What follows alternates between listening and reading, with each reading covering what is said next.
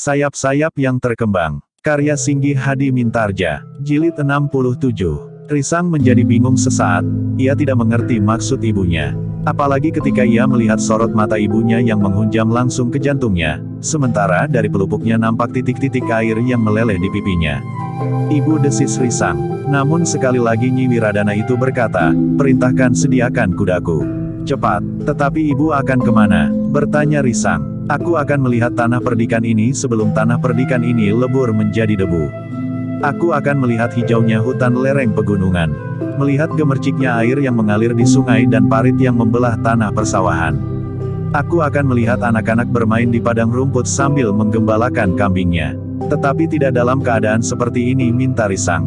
"Lebih dari itu, aku akan melihat kesiagaan para pengawal. Apakah mereka sudah bersiap bertempur melawan Pajang? Aku akan melihat kademangan-kademangan dan padukuhan-padukuhan. Apakah mereka sudah mempersiapkan para pengawal terbaiknya sebelum pasukan Pajang datang menggilas tanah perdikan ini? Aku akan menjadi Senapati Agung menghadapi Pajang. Aku akan menantang Pangeran Gagak Baning untuk berperang tanding." "Ibu, jangan pergi," minta Risang. "Cepat, perintahkan menyiapkan kudaku, atau aku harus mengambil sendiri serta memasang pelanannya di kandang." Risang memang menjadi bingung, tetapi ia tidak dapat berbual lain. Risang telah memerintahkan menyiapkan kuda, bukan hanya untuk ibunya, tetapi juga untuk dirinya sendiri. Namun ketika ibunya mengetahuinya, maka ia pun berkata, "Dengar Risang. Aku akan pergi sendiri, aku tidak mengajakmu pergi bersamaku." Risang menjadi sangat gelisah. Ketika seseorang membawa 2 ekor kuda ke halaman, maka Nyi Wiradana itu dengan langkah yang cepat dan ringan menuruni tangga. Dengan tangkasnya ia meloncat ke punggung kudanya sambil berkata, "Sekali lagi aku peringatkan, aku akan pergi sendiri." Tiba-tiba saja Nyi Wiradana itu menghentakkan kendali kudanya, sehingga kuda itu terkejut. Sambil meringkik kuda itu melonjak mengangkat kaki depannya tinggi-tinggi. Tetapi Nyi Wiradana dengan pengalamannya berkuda, mampu mengatasinya, sehingga kuda itu benar-benar telah dikuasainya kembali. Sejenak kemudian, maka kuda itu pun telah berlari dengan cepat meninggalkan halaman rumah menyusup regol halaman dan hilang turun ke jalan. Jantung Risang berdenyut semakin cepat. Di luar sadarnya, terbayang kembali seorang gadis yang memasuki halaman rumah Ki Tumenggung Jayayuda tanpa mengurangi kecepatannya. Kuda itu hampir saja menginjaknya. Namun dengan tangkas gadis itu berhasil menguasai kudanya dan menenangkannya. Ternyata gadis itu adalah anak Ki Tumenggung Jayayuda. Namun kemudian Risang kembali menyadari, bahwa ibunya telah berpacu di atas punggung kudanya tanpa diketahui dengan pasti tujuannya.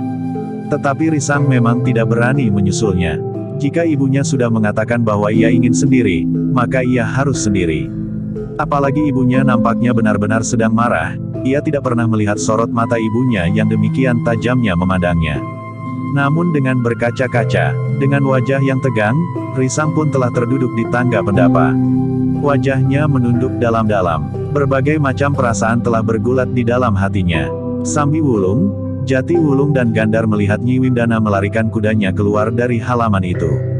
Tetapi mereka bertiga tidak berani menegur dan menanyakannya kepada Risang yang duduk di tangga pendapa.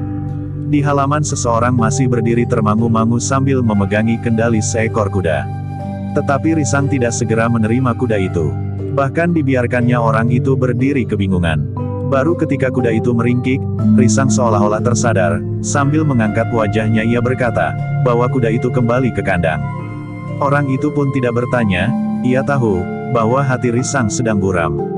Demikian orang itu membawa kudanya kembali ke kandang, maka Risang pun bangkit berdiri dan melangkah masuk ke ruang dalam. Di serambi Gandok, Sambi Wulung, Jati Wulung dan Gandar hanya dapat menyatakan kecemasan mereka melihat perkembangan tanah perdikan Semboyan. Bukan kemunduran kesejahteraan rakyatnya, tetapi justru sikap para pemimpinnya. Tetapi untuk sementara Sambi Wulung, Jati Wulung dan Gandar masih belum dapat mengambil sikap apapun juga. Mereka masih berharap agar Nyi Wiradana dapat menyelesaikan persoalan yang timbul karena gejolak perasaan Risang. Seharusnya Risang dapat membatasi dirinya. Persoalan pribadinya angan sampai menghancurkan tanah perdikan ini, desis Sambi Wulung. Wajah Gandar menjadi sangat muram. Ia melihat apa yang terjadi sebelum Risang dilahirkan. Ia melihat kemudian, betapa ibu Risang berjuang untuk mempertahankan haknya. Gandar melihat betapa tanah perdikan ini dilanda oleh pasang dan surut. Perang yang datang berulang-ulang dengan musuh yang silih berganti. Dengan melalui jalan yang berbatu-batu tajam, akhirnya Nyi Wiradana berhasil membawa Risang kepada kedudukannya yang sekarang. Namun pada saat-saat tanah perdikan ini menggapai satu masa yang terbaik, Risang kehilangan kendali dirinya. Sambi Wulung dan Jati Wulung pun tidak kalah kecewanya. Demikian pula orang-orang terdekat Risang. Kiai Badra, Kiai Soka dan Nyai Soka yang sudah menjadi semakin tua pun menjadi sangat berprihatin. Dalam pada itu, Nyi Wiradana memacu kudanya ke lereng pegunungan. Ia sama sekali tidak melarikan kudanya mengelilingi tanah perdikan. Tidak melihat apakah para pengawal sudah bersiap menghadapi perang, atau menemui para demang dan bekel yang berada di lingkungan tanah perdikan. Tetapi Nyi Wiradana telah memacu kudanya memanjat lereng bukit. Ketika kudanya mencapai lambung bukit yang tidak terlalu tinggi, Nyi Wiradana pun berhenti. Sejenak ia masih tetap duduk di punggung kudanya. Namun kemudian Nyi Wiradana itu meloncat turun. Dari tempatnya berdiri dipandanginya dataran yang luas terhampar menelusuri batas kaki pebukitan sampai ke garis cakrawala. Sejenak kemudian, maka Nyi Wiradana itu pun terduduk di atas tanah berbatu padas. Betapa jantungnya dihentak oleh perasaan kecewa atas sikap anak laki-laki satu-satunya yang diharapkan akan dapat membina dan membangun tanah perdikan Semboyan menjadi satu tanah perdikan yang besar. Tetapi bayangan itu menjadi buram. Nyi Wiradana mengusap matanya yang basah. Tetapi ia berhadapan dengan satu kenyataan betapapun pahitnya. Apa yang harus aku lakukan? Terdengar suaranya menjadi parau. Ketika angin semilir menyentuh wajahnya, maka terasa air matanya yang hangat meleleh di pipinya. Tubuh Nyi Wiradana tidak lagi sesegar saat ia mulai memegang pimpinan tanah perdikan itu. Ketika ia mengusap pipinya, terasa bahwa kerut-kerut kulitnya menjadi semakin dalam. Meskipun demikian, namun Nyi Wiradana itu masih merasa tetap berada dalam puncak kemampuannya.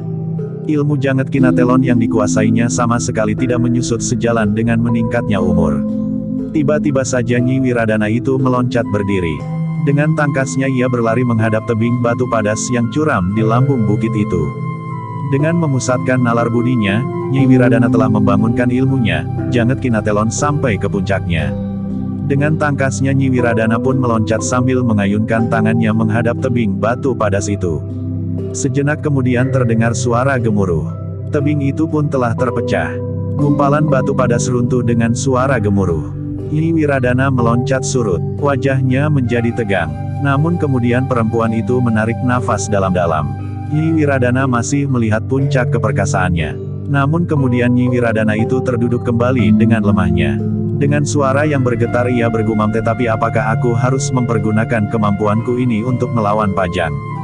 Apakah aku benar-benar harus berdiri berhadapan dengan para tumenggung yang mengemban tugas untuk memaksa tanah perdikan ini tunduk?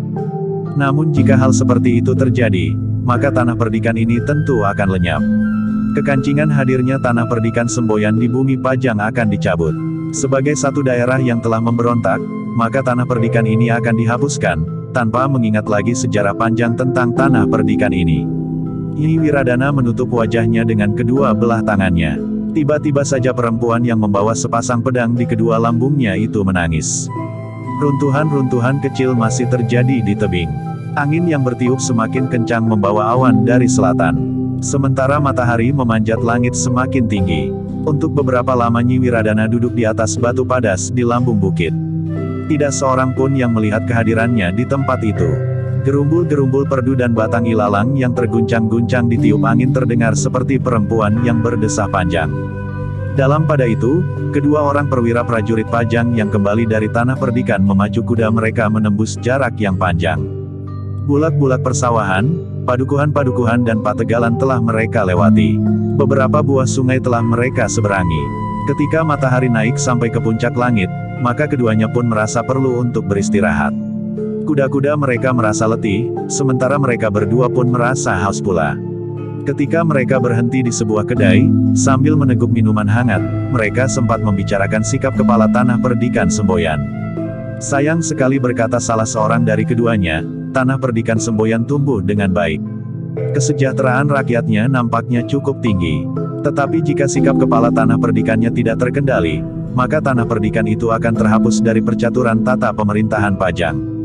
Kawannya menarik nafas dalam-dalam. Dengan nada berat ia berkata, sikap kepala tanah perdikan yang masih terlalu muda itu sulit dimengerti. Bahkan agaknya ibunya yang memiliki pengalaman yang luas memerintah tanah perdikan itu pun sulit untuk mengendalikannya. Yang lain mengangguk-angguk. Katanya, pengaruh apakah yang telah merasuk di dalam dirinya sehingga ia menjadi kehilangan kiblat. Tetapi kewenangan kedua orang perwira itu memang sangat terbatas. Mereka hanya dapat melaporkan apa yang telah mereka lakukan serta tanggapan kepala tanah perdikan itu. Demikianlah, malam itu keduanya langsung menghadap Ki Tumenggung Jayayuda dan ada di barak. Mereka melaporkan segala sesuatunya seperti apa adanya, tanpa ada yang dikurangi dan tanpa ada yang ditambahi. Ki Tumenggung Jayayuda menarik napas dalam-dalam. Sambil mengangguk-angguk ia berkata, "Terima kasih. Aku akan melaporkan sikap kepala tanah perdikan itu."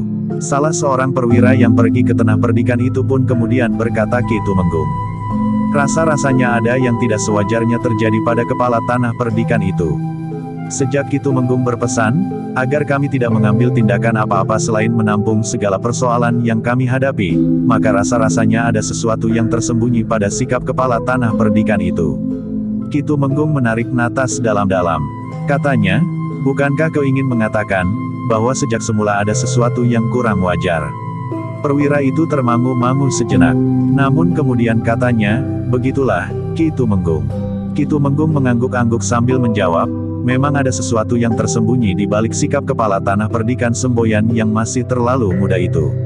Kedua orang perwira itu saling berpandangan sekilas. Tetapi keduanya tidak bertanya lebih jauh. Mereka sadar, bahwa pertanyaan mereka tidak akan terjawab. Ki Tumenggung itu pun kemudian mempersilahkan kedua orang perwira itu untuk beristirahat. "Kalian tentu merasa letih." Kedua orang perwira itu segera minta diri. Sebenarnya lah mereka memang merasa letih. Bahkan perasaan mereka pun merasa letih pula menghadapi sikap kepala tanah perdikan yang menimbulkan sikap mendua. Sebagai perwira prajurit Pajang, maka keduanya menganggap bahwa Pajang harus mengambil sikap tegas. Tetapi keduanya yang umurnya sudah merambat mendekati pertengahan abad melihat sesuatu yang pantas diperhatikan pada kepala tanah perdikan itu. Dalam pada itu, Ki Tumenggung Jayayuda sudah tidak mempunyai pilihan lagi. Pajang memang harus bertindak terhadap tanah perdikan Semboyan. Jika Pajang tidak menentukan sikap yang tegas, maka daerah yang lain pun akan berbuat serupa pula. Mereka tentu tidak akan mau mempertimbangkan latar belakang dari sikap kepala tanah perdikan Semboyan itu. Malam itu Ki Tumenggung Jayayuda menjadi gelisah sendiri. Timbul niatnya untuk memanggil Ki Rangga Dipayuda agar ia dapat membagi kegelisahannya. Tetapi niatnya itu diurungkannya. Namun pagi-pagi sekali Ki Dipayuda sudah dikejutkan oleh kedatangan seorang prajurit yang mengemban perintah Ki Tumenggung Jayayuda, memanggil Ki Rangga Dipayuda untuk menghadap. Ki Rangga sudah menduga, tentu persoalan yang menyangkut kepala tanah perdikan Semboyan. Sebenarnya lah, demikian ia menghadap Ki Tumenggung, maka Ki Tumenggung itu pun berkata, "Ki Rangga, kepala tanah perdikan Semboyan benar-benar telah mengeraskan hatinya." Ki Rangga menarik napas dalam-dalam. Katanya seakan-akan ditujukan kepada diri sendiri, "Apa boleh buat? Baiklah, Ki Rangga, hari ini aku akan memberikan laporan langsung kepada Kangjeng Adipati. Berdasar perkenan Kangjeng Adipati bahwa akulah yang akan menyelesaikan persoalan tanah perdikan, maka aku akan mohon perintah-perintah berikutnya." Ki Rangga Dipayuda mengangguk-angguk betapapun jantungnya bergejolak. Bersiaplah Ki Rangga, kesiapan jiwani untuk mengambil langkah-langkah tertentu sangat diperlukan. Apakah sebaiknya Kasada mengetahui persoalan ini dalam keseluruhan? Bertanya Ki Rangga, "Pada saatnya memang perlu, tetapi tentu tidak tergesa-gesa." "Baik, Ki Tumenggung," jawab Ki Rangga Dipayuda. Demikianlah, maka Ki Tumenggung pun segera bersiap. Ia ingin menghadap Kangjeng Adipati sebelum para pemimpin Pajang menghadap di Paseban. Permohonan Ki Tumenggung untuk menghadap mendahului berlangsungnya sidang para pemimpin Pajang di Paseban ternyata dikabulkan, sehingga Ki Tumenggung telah datang ke istana lebih pagi dari para pemimpin Pajang yang lain. Ki Tumenggung kemudian telah melaporkan sikap kepala tanah perdikan Semboyan. Ki Tumenggung sudah cukup memberikan kesempatan untuk mencairkan hatinya yang beku. Karena itu, sudah waktunya bagi Ki Tumenggung untuk bertindak. Yang hamba pertimbangkan adalah justru dalam suasana yang semakin panas sekarang ini. Agaknya hubungan antara Madiun dan Mataram sudah tidak dapat diperbaiki lagi dengan cara apapun juga. Karena itu, Jika aku membawa prajurit ke tanah perdikan Semboyan, sementara benturan antara Mataram dan Madiun terjadi, apakah hal itu tidak akan mengurangi kekuatan Mataram dan Pajang? Sementara di Madiun berkumpul prajurit yang seakan-akan jumlahnya tidak terhitung, sehingga Madiun justru mengalami kesulitan menyediakan pangan mereka. Ki Tumenggung berkata, Kangjeng Adipati, aku beri wewenang kau akan membawa prajurit secukupnya. Tetapi kalian harus siap bergerak dari arah selatan, jika perang Mataram dan Madiun pecah. Aku akan memberikan perintah lewat penghubung dengan segera, demikian ada isyarat dari Mataram.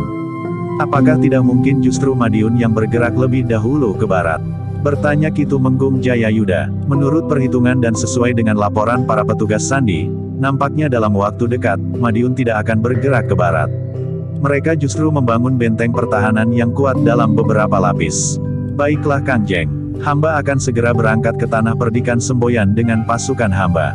Bawa pasukan lebih banyak dari pasukan Ki Tumenggung. Ki Tumenggung justru harus menyelesaikan persoalan tanah perdikan dengan cepat. Jangan lebih dari sepekan, karena kemudian perhatian kita sepenuhnya harus tertuju ke Madiun. Menurut perhitungan, perang dengan Madiun jika harus terjadi, juga tidak akan segera terjadi dalam hitungan hari.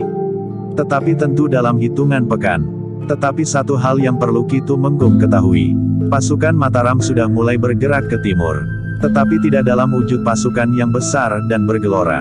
Tetapi sedikit demi sedikit akan berada di Pajang dan sekitarnya.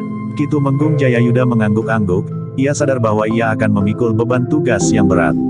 Bukan saja dalam wujud kewadagan, tetapi justru karena Ki Tumenggung mengetahui latar belakang sikap kepala tanah perdikan Semboyan yang masih muda itu. Ki Tumenggung berkata, Kangjeng Adipati pula, kau akan mendapat surat perintah untuk melaksanakan tugas ini serta wewenang yang luas untuk mempergunakan kekuatan prajurit Pajang. Tetapi sekali lagi aku minta Ki Tumenggung menyelesaikan tugas ini dalam sepekan, tidak terhitung perjalanan. Jika tanah perdikan itu benar-benar mengadakan perlawanan dan harus terjadi pertempuran, segala sesuatunya terserah kepada Ki Tumenggung yang akan dapat mengambil keputusan sesuai dengan keadaan medan. Tetapi jika terjadi perlawanan bersenjata, maka kita akan dapat mempertimbangkan keberadaan tanah perdikan Semboyan untuk selanjutnya, karena dengan demikian Semboyan telah memberontak justru pada saat yang sangat gawat menghadapi kekuatan Madiun. Namun ada satu hal yang sampai sekarang masih belum aku lakukan tentang persoalan tanah perdikan Semboyan. Aku sama sekali tidak memberikan laporan kepada Panembahan Senapati. Jika petugas Sandi Mataram mempersoalkan keberangkatan pasukan Ki Tumenggung ke tanah perdikan, dan menyampaikan laporan ke Mataram, aku tentu akan mendapat pertanyaan tentang hal itu. Baru aku akan mempergunakan kesempatan itu untuk memberikan laporan.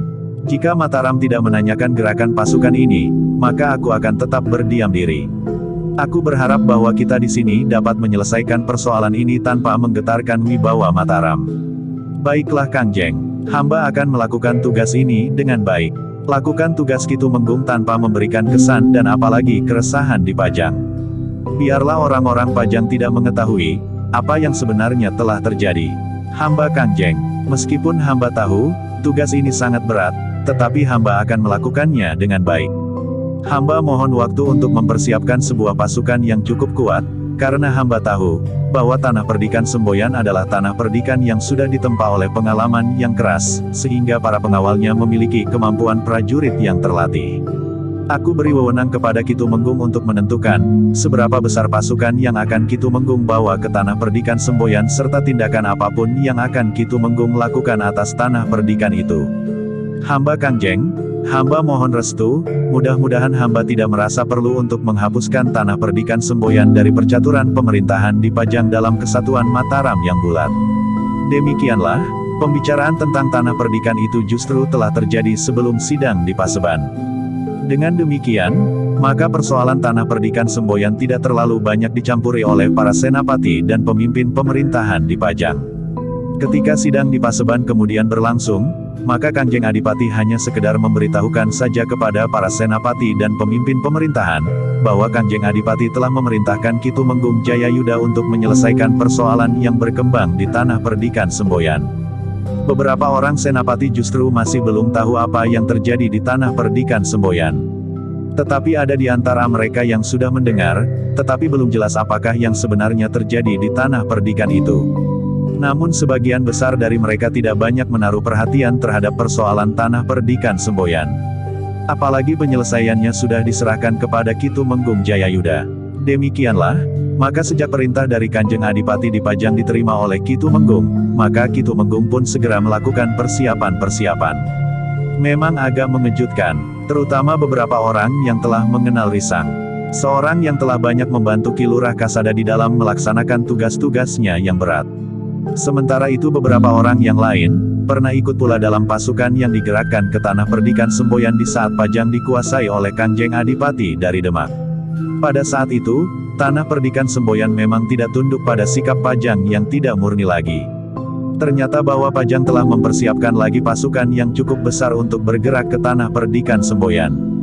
Persiapan yang dilakukan oleh Ki Tumenggung Jayayuda itu benar-benar telah mengguncang jantung Kasada. Sebagai seorang lurah prajurit yang justru berada di bawah kepemimpinan Ki Tumenggung Jayayuda, maka Kasada pun telah menerima perintah untuk mempersiapkan pasukannya. Dengan tergesa-gesa Kasada telah menemui Ki Rangga di Payuda. Betapa perasaannya tergetar oleh kenyataan yang dihadapinya. Segala usaha telah dilakukan untuk meredakan gejolak perasaannya, tetapi sia-sia. Berkata Ki Rangga di Payuda, "Tetapi bukankah aku ikut bersalah dalam hal ini Ki Rangga?" Bertanya Kasada. "Dengan demikian, kau juga akan mengatakan, bahwa aku pun bersalah dalam hal ini." "Tidak, Ki Rangga, karena itu jangan salahkan diri sendiri. Kita adalah prajurit, kita harus menjalankan tugas kita sebaik-baiknya." Kasada menundukkan kepalanya, tetapi sulit baginya untuk menerima kenyataan itu, bahwa Pajang harus mempersiapkan prajurit segelar sepapan untuk menyerang Tanah Perdikan Semboyan. Kasada tahu benar apa yang telah dilakukan Risang, kepala Tanah Perdikan Semboyan untuk membantu tugas-tugas yang diberikan kepadanya oleh Pajang. Juga apa yang telah dilakukan Risang untuk menegakkan wibawa Pajang di sekitar Tanah Perdikan Semboja. Tetapi karena Risang tergelincir oleh persoalan pribadi, apa yang pernah dipersembahkan Risang kepada Pajang itu seakan-akan telah dilupakan. Kasada tidak pernah dapat menyisihkan perasaan bersalah, karena ia adalah penyebab dari goncangan-goncangan yang terjadi di dalam diri Risang. Tetapi Kasada pun tidak pernah dapat menyisihkan tekadnya untuk mendapatkan Riris sebagai sisihannya menyongsong masa depannya. Benturan perasaan yang terjadi di dalam diri Kasada itu rasa-rasanya akan memecahkan jantungnya. Apalagi jika ia mengingat sikap ibunya. Meskipun ibunya bukan seorang yang membentuk sikap dan wataknya, tetapi ia tetap ibunya, yang melahirkannya dengan mempertaruhkan nyawanya. Rasa-rasanya Kasada ingin melepaskan sesak di dadanya. Rasa-rasanya ia ingin berteriak sekeras ledakan guntur di langit. Kasada mengangkat wajahnya ketika ia mendengar Ki Rangga di Payuda berkata, "Sekarang kembalilah ke dalam pasukanmu. Bersiaplah untuk berangkat ke Tanah Perdikan akan datang setiap saat. Mungkin besok, mungkin lusa, tetapi mungkin pula hari ini." Kasada tidak dapat berbuat lain kecuali menganggukkan kepalanya sambil menjawab, "Baik, Ki Rangga." Dengan jantung yang berdebaran, Kasada melangkah kembali ke pasukannya. Apapun yang bergejolak di dadanya, namun Kasada telah mempersiapkan pasukannya baik-baik. Tetapi sementara itu, dada Ki Rangga di Payuda sendiri rasa-rasanya bagaikan akan meledak. Karena itu, maka ia telah minta kepada Ki Tumenggung Jayayuda waktu beberapa lama. "Apa yang akan Ki Rangga lakukan?" bertanya Ki Tumenggung. "Persoalannya langsung atau tidak langsung menyangkut anak gadisku, Ki Tumenggung. Untuk melepaskan atau setidaknya mengurangi tekanan perasaanku, aku akan memberitahukan persoalan ini kepada istriku. Tetapi kita sedang mempersiapkan pasukan Ki Rangga. Tengah hari aku sudah berada di barak ini kembali." Betapa kuatnya pegangan Ki Tumenggung Jayayuda pada alas pijakan seorang prajurit, namun ia tidak dapat menolak permintaan Ki Rangga untuk meninggalkan barak beberapa lama. Karena Ki Tumenggung mengetahui bahwa rumah Ki Rangga tidak terlalu jauh dari barak, maka Ki Tumenggung pun kemudian berkata, "Aku beri waktu sampai tengah hari, Ki Rangga." Sejenak kemudian, maka Ki Rangga di Payuda itu telah berpacu meninggalkan barak, menuju ke rumahnya yang memang tidak terlalu jauh. Namun betapa kegelisahan membalut jantungnya, demikian memasuki regol halaman, Ki Rangga berusaha untuk tersenyum. Jangkung yang melihat ayahnya datang, segera menyongsongnya. Namun Jangkung tidak melihat kegelisahan di wajah ayahnya. Bahkan sambil tersenyum ayahnya itu bertanya, "Hei, kau tidak pergi ke sawah? Apa yang aku lakukan di sawah di musim seperti ini? Sawah kita baru saja disiangi. Air pun cukup melimpah dan pupuk sudah cukup," jawab Jangkung Jaladri. Ayahnya tersenyum. Katanya, "Bagus, mudah-mudahan hasilnya nanti dapat memadai," sahut ayahnya. Namun kemudian ayahnya itu pun bertanya, "Hei, apakah ibumu pergi ke pasar tadi? Tetapi sekarang ibu sudah di dapur." "Riris, ada. Ia sedang membantu atau justru mengganggu ibu di dapur?" "Biasanya ibu justru merasa terganggu." Ki Rangga tertawa. Katanya, "Kau yang selalu mengganggu mereka." Tambatkan kudanya. Jangkung menerima kendali kuda ayahnya dan menambatkannya pada patok yang memang sudah disediakan. Tetapi Jangkung itu pun bertanya, "Apakah ayah akan segera kembali ke barak atau tidak? Jika tidak, biarlah kuda ini dibawa ke kandang." "Jangan, aku akan segera kembali. Aku hanya sebentar," jawab Ki Rangga yang kemudian melangkah naik ke pendapa dan langsung masuk ke ruang dalam. Nyi Rangga dan Riris yang kemudian mengetahui kehadiran Ki Rangga, telah menemuinya pula di ruang dalam.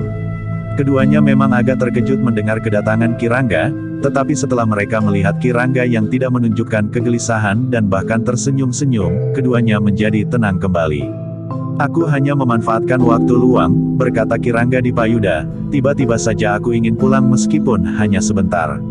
"Syukurlah jika tidak ada persoalan apa-apa," sahut Nyi Rangga di Payuda. Nyi Rangga pun kemudian minta agar Riris membuat minuman bagi ayahnya dan sekedar makanan yang ada.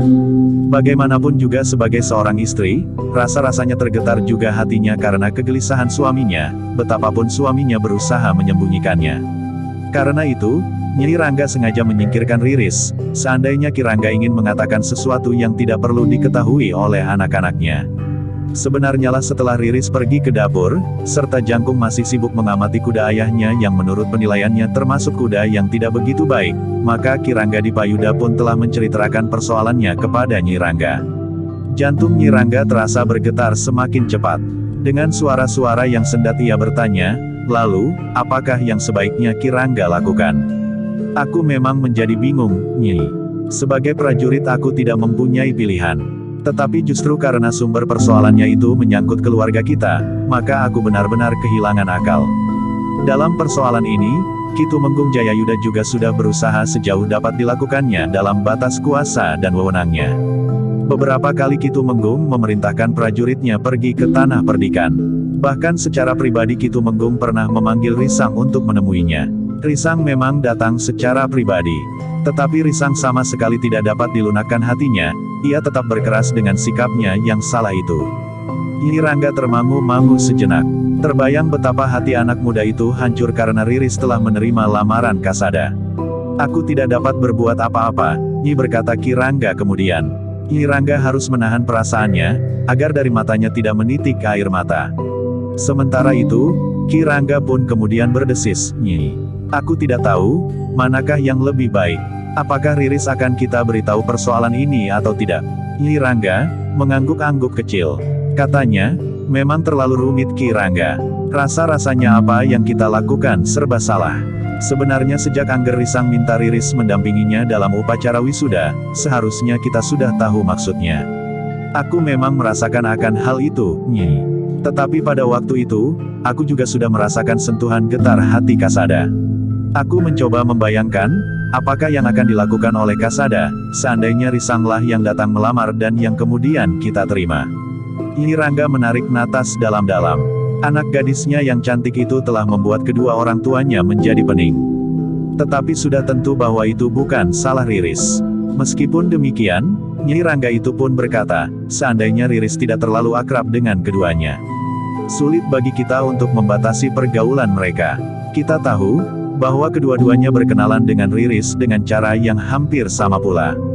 Kedua-duanya pernah menolong Riris dari tindak kekerasan. Nyi Rangga mengangguk-angguk, namun seperti Ki Rangga, maka ia pun merasakan gejolak perasaan yang menghentak-hentak di dadanya. Nyi bertanya Ki Rangga kemudian, "Aku ingin mendengar pendapatmu, apakah hal ini perlu kita beritahukan kepada Riris atau tidak?" Nyi Rangga memang menjadi bimbang pula. Dengan nada berat ia justru bertanya, "Bagaimana sebaiknya menurut Ki Rangga?" "Aku bingung Nyi. Seandainya Riris tidak diberitahu sekarang, maka jika pada suatu ketika mengetahui sementara keadaan sudah menjadi sangat buruk, maka ia tentu akan sangat menyesal. Tetapi jika ia kita beritahu sekarang, akibatnya akan dapat menjadi sangat buruk pula." "Bagaimana dengan Jangkung?" bertanya Nyi Rangga pula. Ki Rangga menarik napas panjang. Katanya, nampaknya Jangkung merasa dirinya lebih dekat dengan Risang. "Iya, tetapi Jangkung tidak pernah mengganggu semua rencana Ki Rangga, ia patuh melakukan apa yang Ki Rangga katakan kepadanya meskipun ia tidak sependapat. Ki Rangga Dipayuda mengangguk-angguk. Katanya, aku memang harus berterima kasih kepadanya. Berkata Ki Rangga kemudian, sebaiknya kita memang memberitahukan hal ini kepada kedua orang anak kita. Apapun yang kemudian terjadi, mereka tidak akan meletakkan seluruh kesalahan pada kita. Ki Rangga termangu-mangu sejenak. Memang sulit dibayangkan, betapa perasaan Riris akan terluka. Dalam kebimbangan Nyi Rangga bertanya, tetapi keadaan akan semakin buruk, jika Riris kemudian mengambil keputusan untuk melepaskan kedua-duanya. Risang sudah terlanjur terluka dan Kasada akan terluka pula. Ki Rangga mengerti pendapat istrinya. Dengan kerut di dahinya yang semakin dalam ia berkata, jika perang terjadi dengan menibawa banyak korban yang baru diketahui Riris kemudian, apakah ia tidak merasa sangat berdosa? Baiklah, Ki Rangga berkata istrinya, aku akan memanggil mereka. Sejenak kemudian, Jangkung dan Riris sudah duduk bersama mereka. Riris telah sekaligus membawa minuman hangat bagi ayahnya dan beberapa potong makanan. Namun kedua anak Ki Rangga itu memang menjadi berdebar-debar.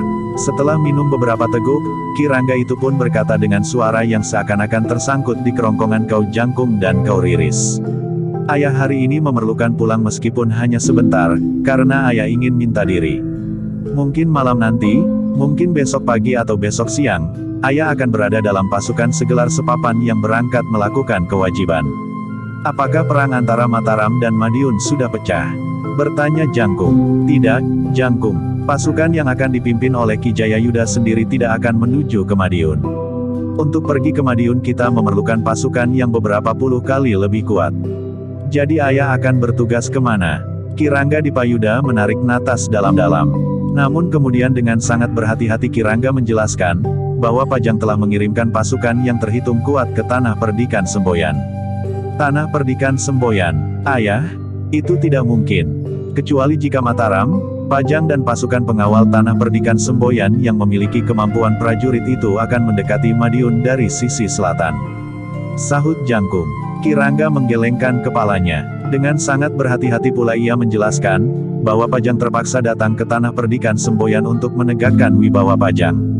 Bagaimana mungkin hal seperti itu terjadi? Aku kenal kepala Tanah Perdikan Semboyan dengan baik. Ia telah banyak sekali berjasa terhadap Pajang. Jasa seseorang tidak dapat dipergunakan sebagai perisai untuk melakukan pelanggaran pageran. Jadi, apa yang sebenarnya terjadi? Desak Jangkung. Ki Rangga menarik nafas panjang, ia memang tidak ingin menyembunyikan persoalan yang sedang dihadapi oleh keluarga Ki Rangga itu, sehubungan dengan keretakan hubungan antara Pajang dan Tanah Perdikan Semboyan. Kedua anak Ki Rangga itu mendengarkan keterangan Ki Rangga itu dengan sungguh-sungguh. Ketegangan di jantung Riris pun menjadi semakin meningkat sehingga akhirnya dadanya menjadi sesak. Yang terdengar dari sela-sela bibirnya adalah desis perlahan, "Ibu." Riris Nyi Rangga menjadi sangat cemas melihat Riris yang menjadi sangat pucat. Keringatnya bagaikan terperas dari tubuhnya. Sedangkan jantungnya berdetak semakin cepat. Nyi Rangga pun kemudian telah memeluk Riris sambil berdesis, "Minumlah Riris." Riris masih tetap sadar. Ketika Nyi Rangga melekatkan mangkuk di bibirnya, maka Riris pun telah minum beberapa teguk. Baru kemudian, Riris itu menangis. Riris berkata, "Ki Rangga, aku memang ingin berterus terang kepadamu, supaya kau dapat langsung mendengar persoalannya dari bibirku sendiri. Dengan demikian, maka tidak akan bertambah dan berkurang dari persoalan yang sebenarnya." "Kenapa hal itu harus terjadi, Ayah?"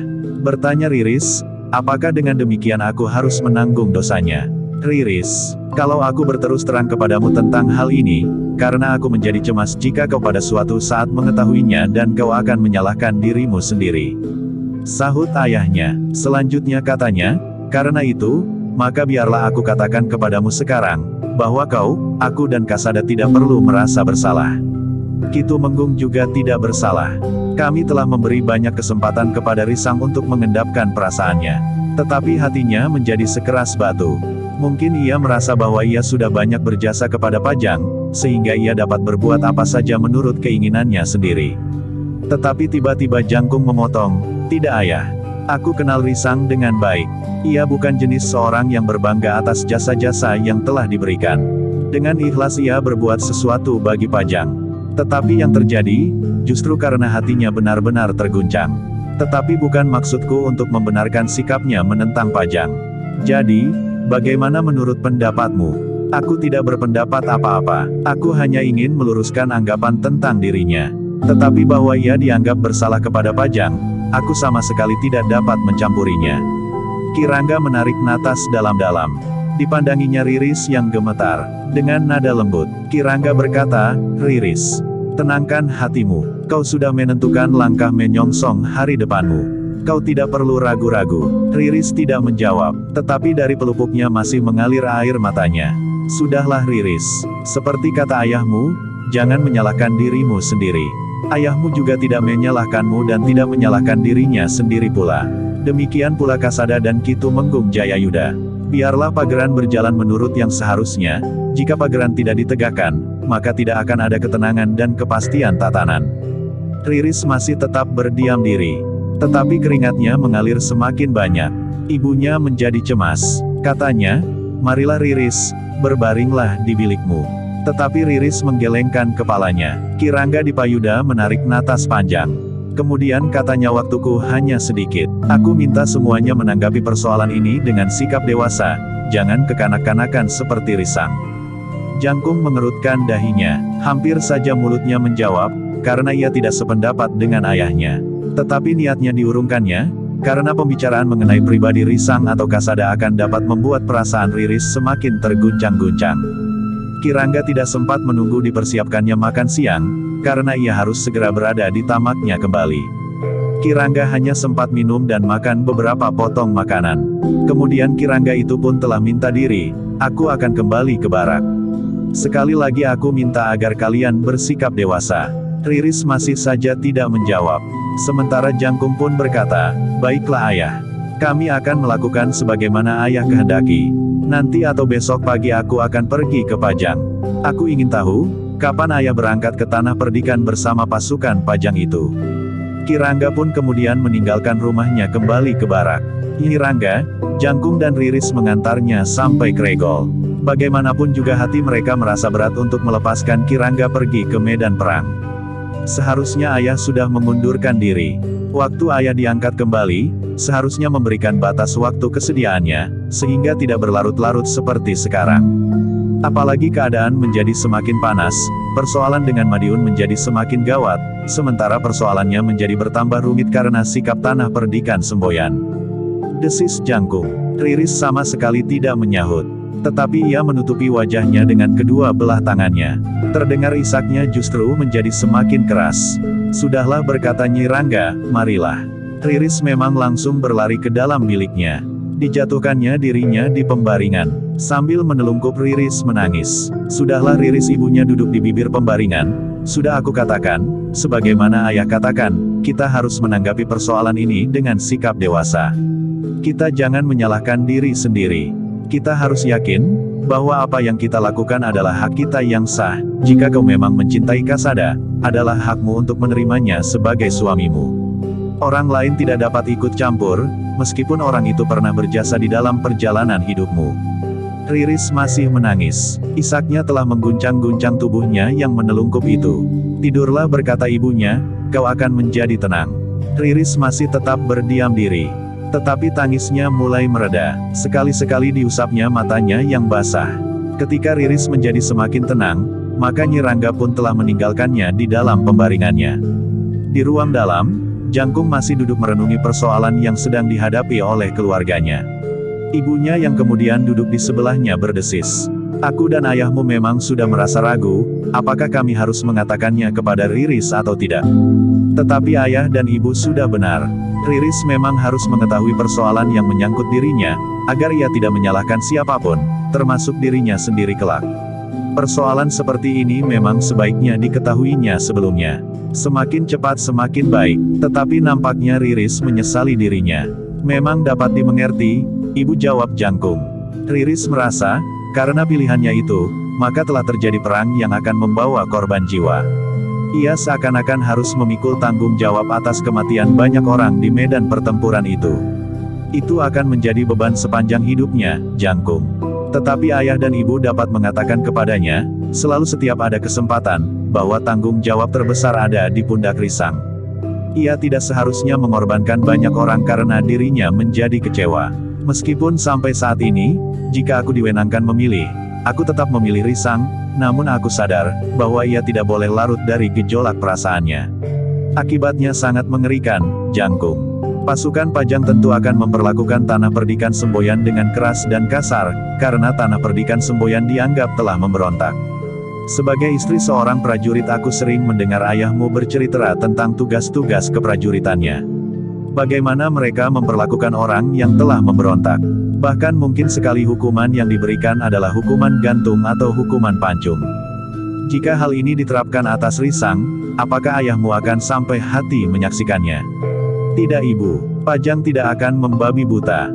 Semua jasa yang pernah dipersembahkan Risang kepada Pajang, serta alasan pemberontakannya, akan dipertimbangkan di saat keputusan hukuman dijatuhkan.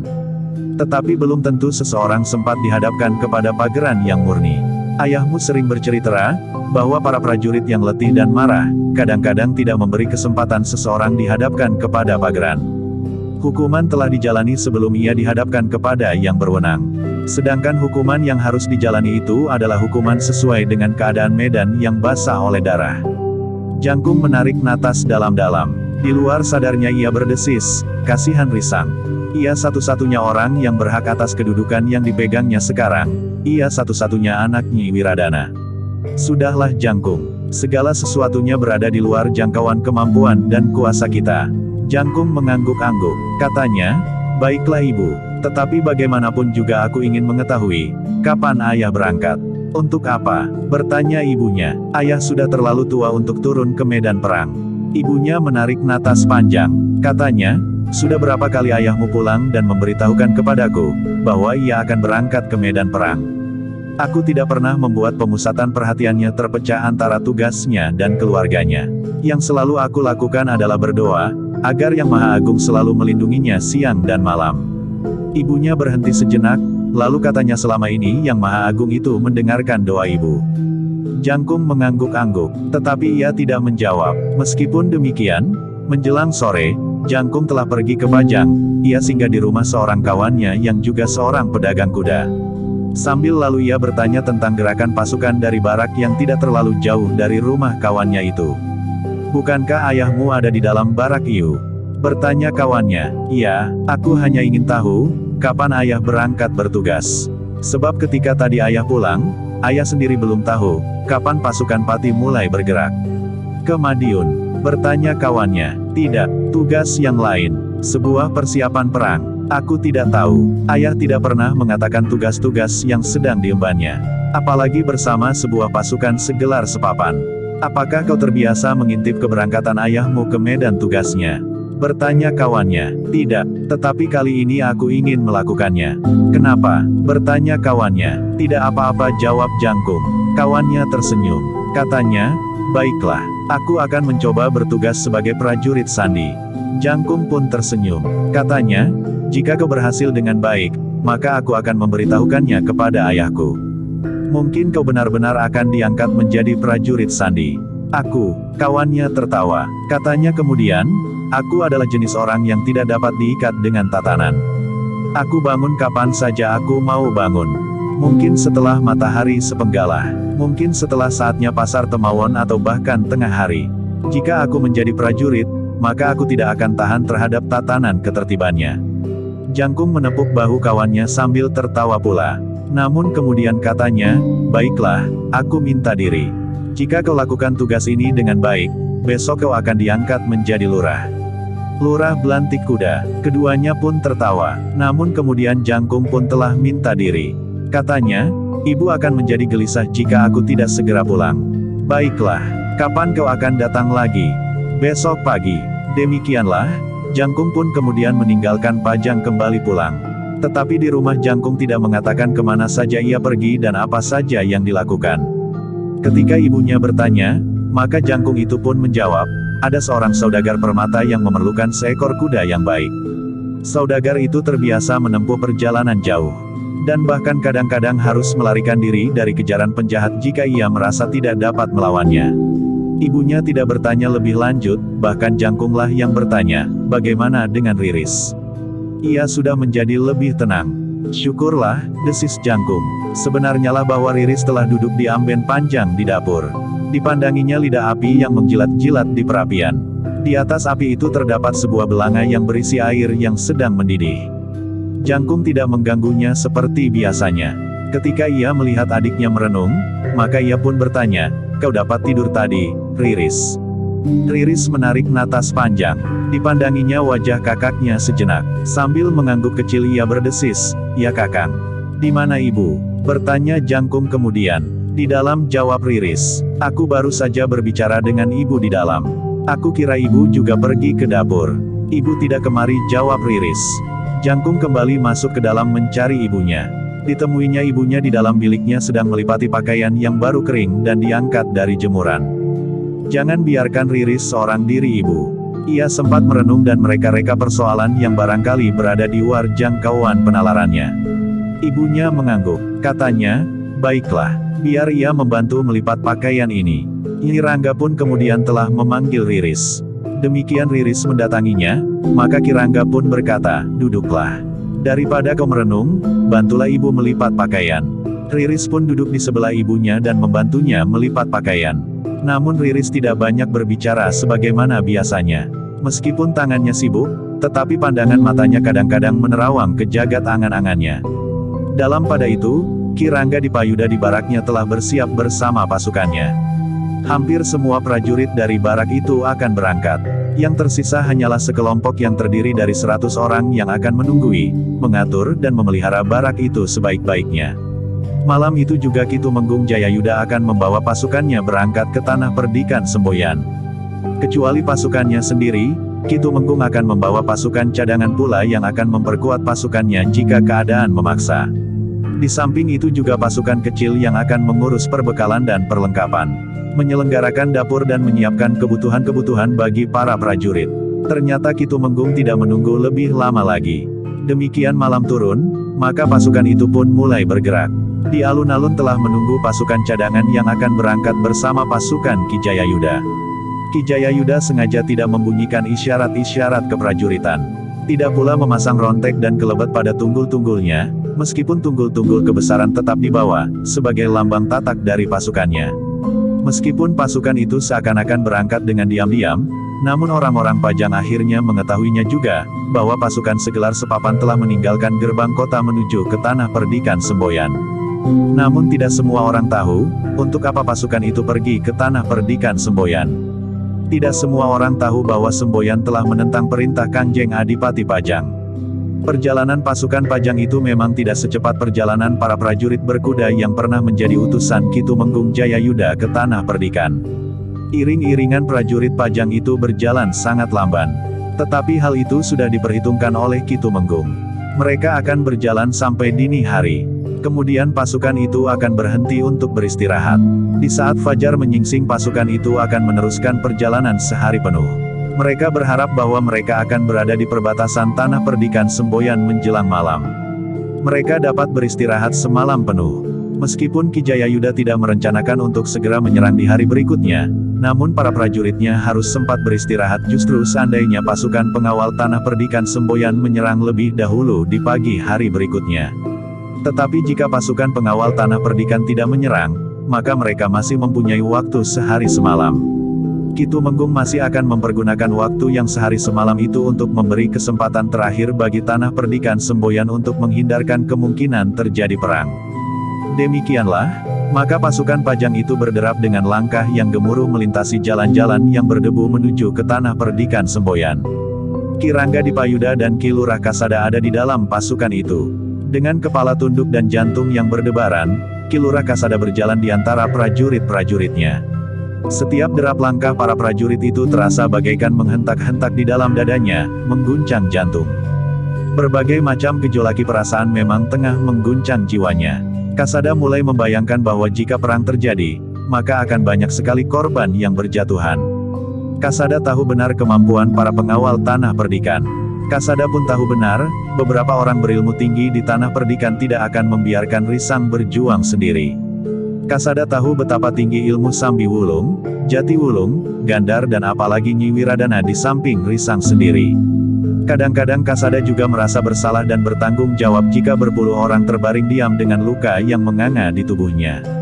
Bahkan seiring timbul pula penyesalan di dalam hatinya, kenapa ia pernah bertemu dan akhirnya hatinya telah tertambat oleh anak Ki Rangga Dipayuda. Jika pada suatu saat ia duduk bersanding dengan Riris, maka rasa-rasanya tempat duduknya itu beralaskan tubuh-tubuh yang terbujur diam. Terbayang di rongga matanya, darah yang mengalir membasahi suguhan yang dihidangkan. Jika terdengar bunyi gamelan, rasa-rasanya dibarengi dengan dentang senjata beradu, sedangkan tembang yang mengalun akan terdengar seperti suara tangis yang pilu. Kasada menggeretakkan giginya, tetapi apakah ia harus melangkah surut sementara Risang sama sekali tidak beranjak dari tempatnya berdiri meskipun ia tahu, bahwa di antara rakyatnya sendiri akan jatuh berpuluh korban pula. Bahkan nama tanah perdikan Semboyan pun tentu akan segera berakhir. Kasada masih melangkah di antara prajurit-prajuritnya, tetapi tubuhnya seakan-akan sekedar hanyut di antara pasukannya yang berderap maju itu. Dalam pada itu, maka rencana perjalanan sebagaimana sudah diatur oleh Ki Tumenggung itu pun dilaksanakan dengan tertib. Pasukan itu sama sekali tidak berhenti sepanjang malam sampai menjelang pagi.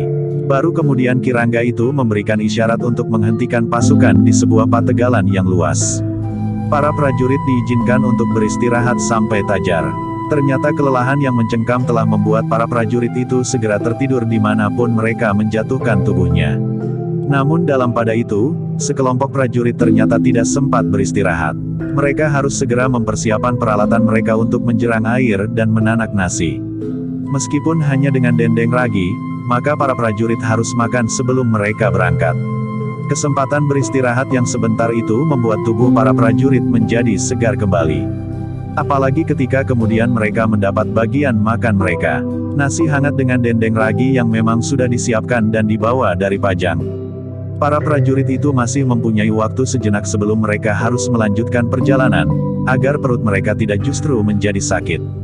Ketika matahari mulai membayang dengan cahayanya yang kuning kemerah-merahan, maka para prajurit itu sudah diperintahkan untuk bersiap.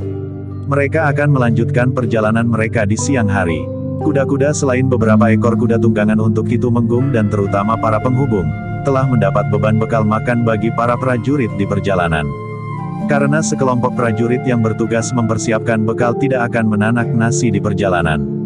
Perjalanan para prajurit Pajang itu menjadi berat ketika matahari naik semakin tinggi. Panasnya mulai terasa menggatalkan kulit. Keringat mulai mengalir membasahi punggung. Tetapi matahari pun tidak berhenti. Matahari pun memanjat langit semakin tinggi dan panasnya pun terasa semakin menyengat. Perjalanan yang berat itu telah membuat para prajurit menjadi semakin garang. Telapak tangan mereka yang basah oleh keringat membuat tangan mereka menjadi gatal. Rasa-rasanya mereka ingin lebih cepat menarik senjata mereka dari urangkanya. Panasnya desis seorang prajurit sambil mengusap dahinya. Aku lebih senang bertempur menghadapi musuh daripada dipanggang di teriknya sinar matahari seperti ini. Kita akan mengalami kedua-duanya. Bertempur sambil dipanggang di panasnya sinar matahari seperti ini. Tetapi ada sasaran untuk melepaskan gejolak perasaan kita, jawab kawannya. Prajurit itu mengangguk-angguk. Sedikit lewat tengah hari, Ki Tumenggung Jayayuda memerintahkan prajurit-prajuritnya untuk beristirahat. Meskipun disediakan kuda bagi Ki Tumenggung, dan beberapa orang pemimpin yang lain, tetapi Merea telah ikut merasakan betapa lelahnya berjalan kaki. Karena Ki Tumenggung sendiri menempuh perjalanan dengan berjalan kaki sebagaimana para prajurit yang lain, maka para pemimpin yang lain pun terpaksa harus berjalan pula. Perjalanan pasukan itu ternyata telah menarik banyak perhatian. Orang-orang yang berada di sawah menjadi berdebar-debar. Tidak terpasang rontek dan umbul-umbul. Tidak pula nampak kelebet terikat pada tunggul. Jika pasukan itu melewati padukuhan, maka orang-orang padukuhan pun justru menonton dengan wajah-wajah berkerut. Pasukan itu tidak membunyikan genderang perang. Tetapi pasukan yang bersenjata tombak di paling depan menggenggam tombak mereka di tangan. Meskipun demikian, pasukan itu tidak menunjukkan sikap bermusuhan dengan orang-orang padukuhan itu. Bahkan para prajurit itu sempat tersenyum kepada anak-anak yang berdiri di pinggir jalan. Dalam pada itu, iring-iringan prajurit itu bergerak lagi setelah beristirahat beberapa saat untuk minum dan makan. Panas matahari terasa semakin menyala meskipun matahari mulai merayap turun.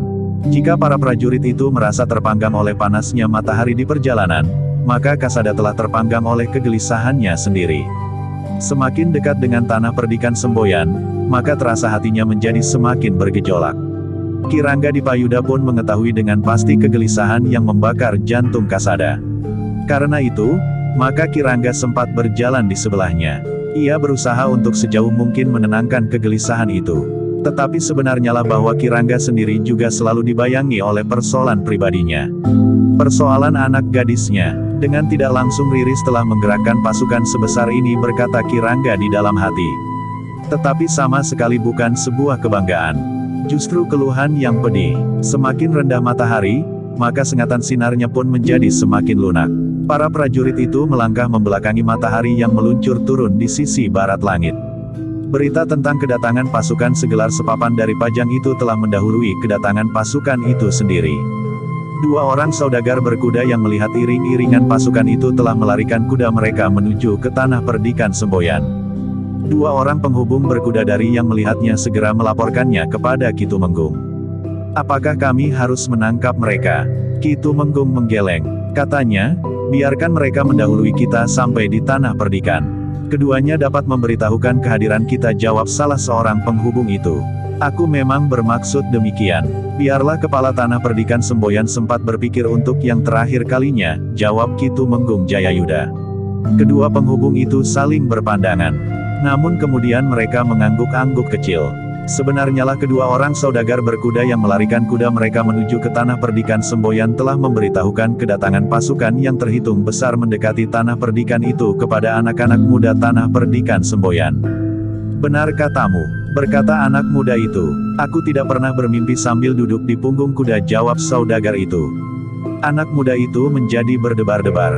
Katanya, baiklah, aku akan segera memberikan laporan. Terima kasih. Anak muda itu pun segera menyampaikan berita kedatangan pasukan itu kepada pemimpin pengawal di padukuhannya. Dalam waktu singkat, para pengawal padukuhan itu dikumpulkan.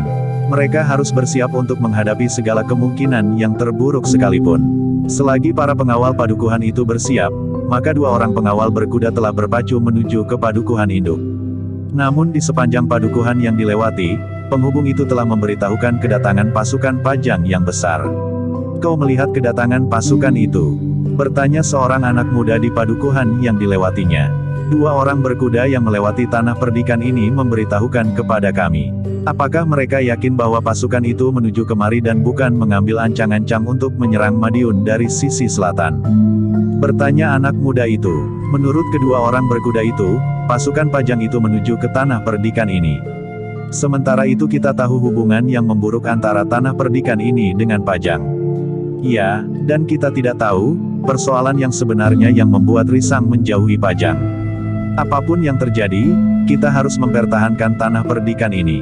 Demikianlah berita tentang kedatangan pasukan Pajang itu pun segera menjalar dari satu padukuhan ke padukuhan lainnya.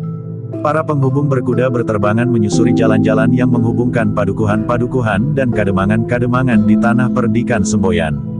Para pengawal sengaja tidak membunyikan tanda-tanda bahaya agar tidak membuat rakyat tanah perdikan semboyan menjadi sangat gelisah. Tatanan yang mapan di tanah perdikan semboyan kemungkinan gerak yang cepat bagi para pengawal. Dalam waktu singkat, maka di setiap padukuhan, pasukan pengawal telah disiapkan. Bahkan kemudian bukan hanya anak-anak muda, tetapi juga laki-laki yang sudah lebih tua, tetapi masih memiliki kemampuan untuk bertempur telah bersiap pula.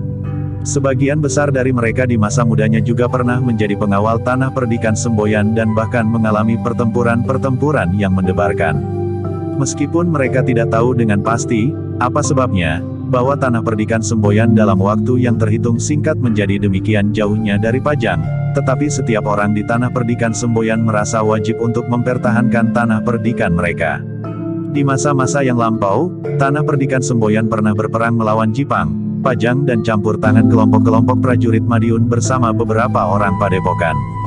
Dalam pada itu, dua orang penghubung berkuda telah sampai ke padukuhan induk. Kedua orang itu pun segera menghadap Risang dan menyampaikan laporan tentang gerakan pasukan Pajang. Prajurit Pajang Risang terkejut. Ya, menurut dua orang berkuda itu, prajurit Pajang segelar sepapan telah bergerak mendekati tanah perdikan ini. Wajah Risang menjadi sangat tegang. Seolah-olah ia baru sadar, setelah beberapa lama ia bermain dengan api, maka tiba-tiba saja tangannya telah terbakar. Kau lihat sendiri, bertanya Risang. Belum, kami baru mendapat keterangan dari dua orang berkuda yang melihat sendiri gerak pasukan itu. Kegelisahan yang sangat telah mencengkam jantung Risang. Pajang benar-benar telah mengirimkan pasukan yang kuat ke Tanah Perdikan. Nyi Wiradana juga mendengar laporan itu, jantungnya serasa akan meledak. Karena itu, tanpa menunggu risang, Nyi Wiradana telah mengambil sikap. Dengan tergesa-gesa Nyi Wiradana melangkah ke halaman dan menuju ke Serambi Gandok. Sambi Wulung dan Jati Wulung biasanya berada di Serambi Gandok itu. Dengan suara yang bergetar setelah memberitahukan itu Nyi Wiradana berkata, "Tolong lihat, apakah pasukan itu benar-benar mendekati Tanah Perdikan ini?" Sambi Wulung dan Jati Wulung tidak menunggu lebih lama lagi. Dengan sigapnya mereka berlari ke kandang kuda. Ketika Risang turun ke halaman, ia melihat Sambi Wulung dan Jati Wulung berpacu langsung dari kandang. Satu hal yang tidak pernah mereka lakukan. Sesaat Risang dengan termangu-mangu berdiri. Wajahnya menjadi tegang ketika ibunya berjalan mendekatinya sambil berkata, "Seharusnya kau tidak akan terkejut Risang. Bukankah kau sudah memperhitungkan bahwa hal seperti ini akan terjadi? Sekang kerahkan semua kekuatan yang ada di Tanah Perdikan Semboyan. Biarlah kita bersama-sama hancur menjadi debu. Tanah Perdikan Semboyan akan tinggal menjadi dongeng bagi anak cucu yang masih sempat hidup di atas tanah ini." Risang tidak segera menjawab, sementara ibunya berkata pula, "Kenapa kau menjadi bingung? Cepat berbenah diri, ambil senjatamu yang paling sesuai. Perintahkan para pengawal untuk menyusun barisan." Ibunya berhenti sejenak, lalu katanya, "Aku akan memberitahukan kepada Kiai Badra, Kiai Soka dan Nyai Soka. Biarlah mereka menjadi saksi kehancuran tanah ini." Nyi Wiradana tidak menunggu jawaban Risang. Ia pun segera melangkah masuk ke dalam biliknya. Risang masih berdiri termangu-mangu. Ia baru sempat berpikir sungguh-sungguh tentang tingkah lakunya di saat-saat terakhir atas Tanah Perdikannya. Risang baru membayangkan bahwa air di sungai-sungai akan menjadi merah oleh darah. Tangis perempuan dan anak-anak akan membahana di seluruh Tanah Perdikan yang akan menjadi debu ini.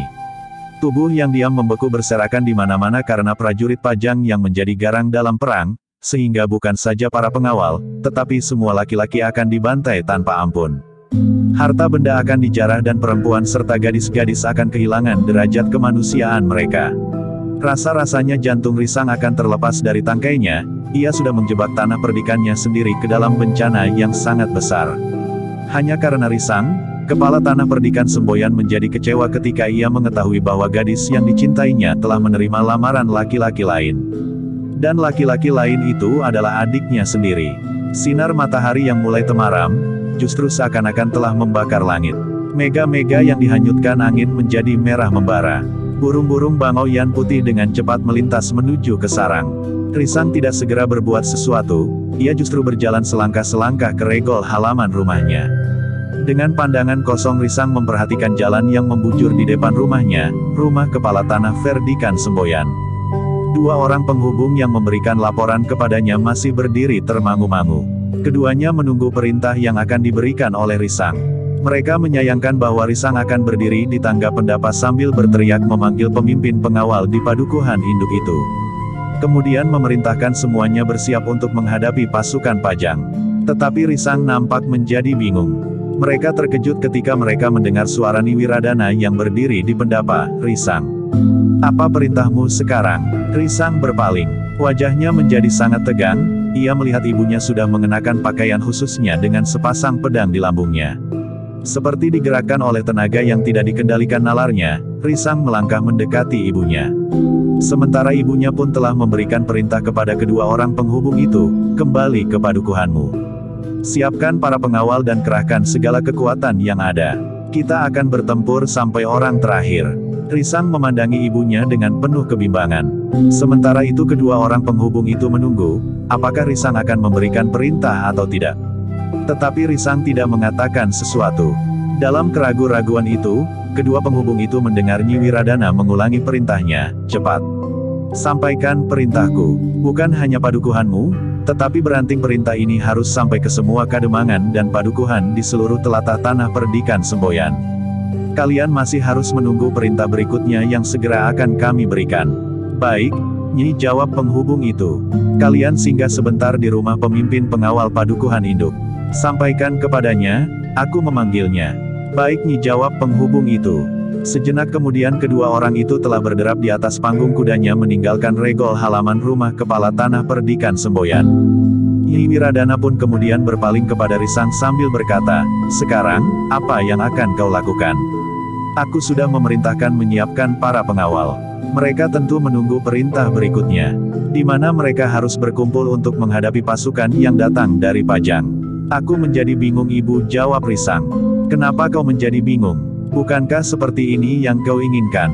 Kau ingin rakyat Tanah Perdikan dan bahkan Tanah Perdikan ini lenyap.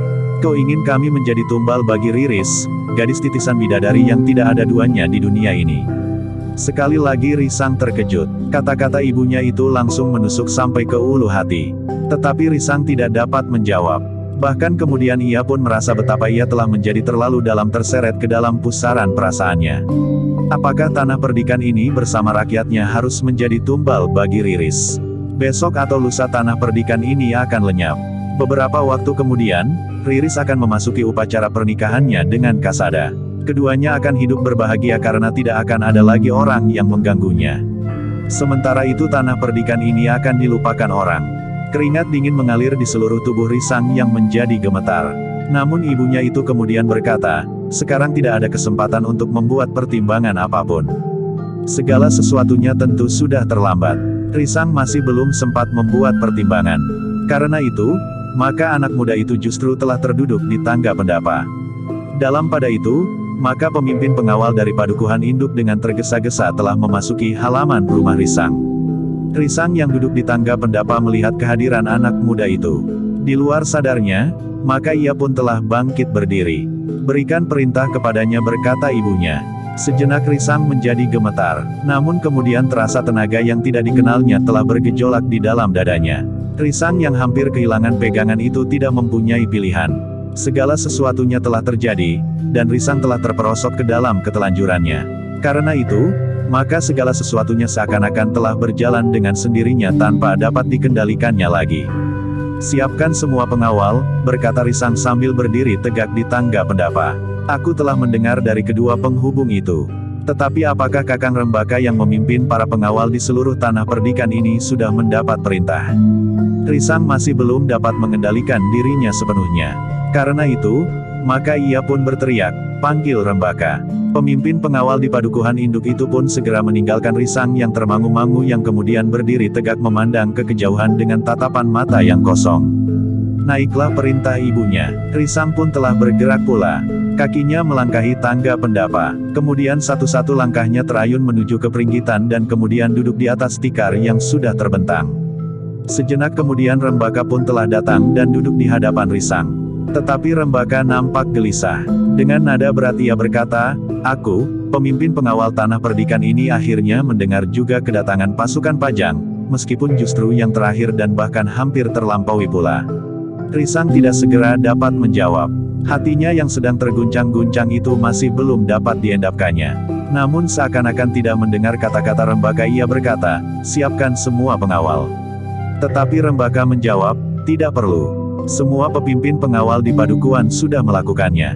Risang termangu-mangu sejenak. Namun kemudian katanya, "Tetapi kau pemimpin pengawal seluruh Tanah Perdikan. Dengar perintahku, siapkan semua pengawal." "Kau dengar?" Rembaka mengerutkan dahinya. Tetapi ia sadar, bahwa Risang tidak dalam keadaan wajar. Karena itu, maka diurungkannya niatnya untuk menyatakan kekecewaannya, bahwa ia justru mendapat perintah terakhir. Sementara itu, Nyi Wiradana pun berkata, "Lakukan perintahnya, ia adalah kepala Tanah Perdikan Semboyan." Rembaka mengangguk kecil sambil menjawab, "Baik Nyi. Aku akan melakukannya. Perintah berikutnya akan menyusul. Kita menunggu laporan dari Paman Sambi Wulung dan Jati Wulung. Kita masih belum tahu, di mana pasukan Pajang itu akan memasang gelarnya atau tempat mereka berkemah." "Baik Nyi," jawab Rembaka. "Siapkan para penghubung berkuda. Segala-galanya harus dengan cepat diketahui oleh seisi Tanah Perdikan. Aku sependapat bahwa sementara tidak dipergunakan isyarat kentongan sampai keadaan memaksa." Rembaka pun kemudian telah meninggalkan rumah kepala Tanah Perdikan Semboyan dan langsung pergi ke Banjar. Di Banjar, anak-anak muda sudah banyak yang berkumpul. Mereka telah menyiapkan senjata masing-masing. Rembaka pun kemudian telah berada di Banjar pula. Diperintahkannya kepada penghubung berkuda untuk bersiap-siap sepenuhnya. Setiap saat mereka dapat bergerak untuk menyongsong kedatangan pasukan Pajang. Karena itu, maka para penghubung harus bersiap menyebarkan perintah berikutnya. Kepada pemimpin pengawal di Padukuhan Induk, Rembaka pun memerintahkan agar mengirimkan beberapa orang pengawal ke rumah kepala tanah Perdikan Semboyan. Aku akan berada di sana, setiap saat dapat turun perintah baru. Beberapa saat kemudian, maka Rembaka dan beberapa orang pengawal telah kembali berada di rumah kepala tanah Perdikan. Mereka berada pada kesiagaan tertinggi. Setiap saat mereka sudah siap menghadapi segala kemungkinan.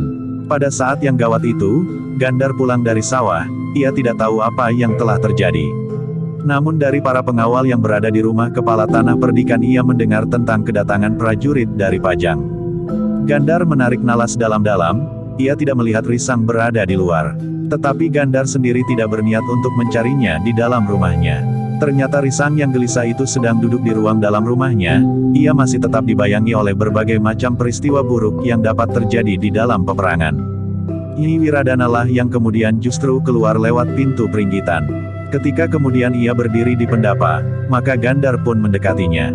Meskipun Gandar tahu bahwa keadaan menjadi gawat, tetapi ia tetap nampak tenang. "Apa yang terjadi, Nyi?" bertanya Gandar. "Kau dari mana?" bertanya Nyi Wiradana. "Dari sawah," jawab Gandar. "Untuk apa kau pergi ke sawah berlama-lama?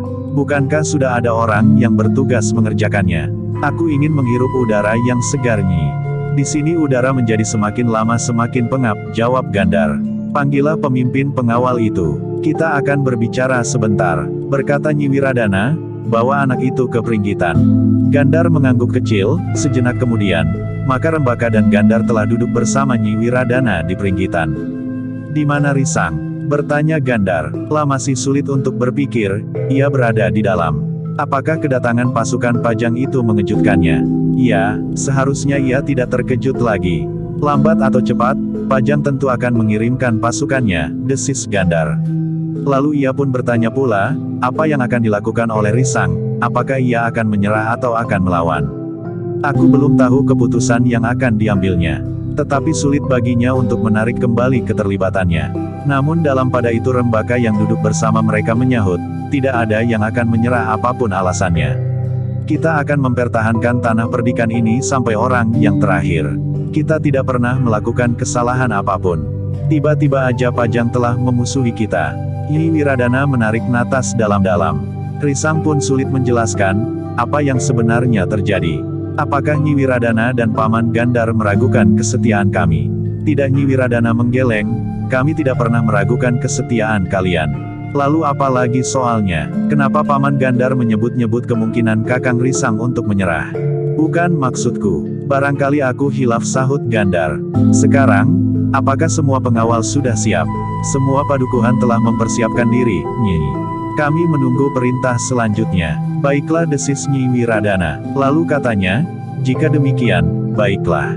Gandar, aku serahkan para pengawal kepadamu dan kepada Rembaka.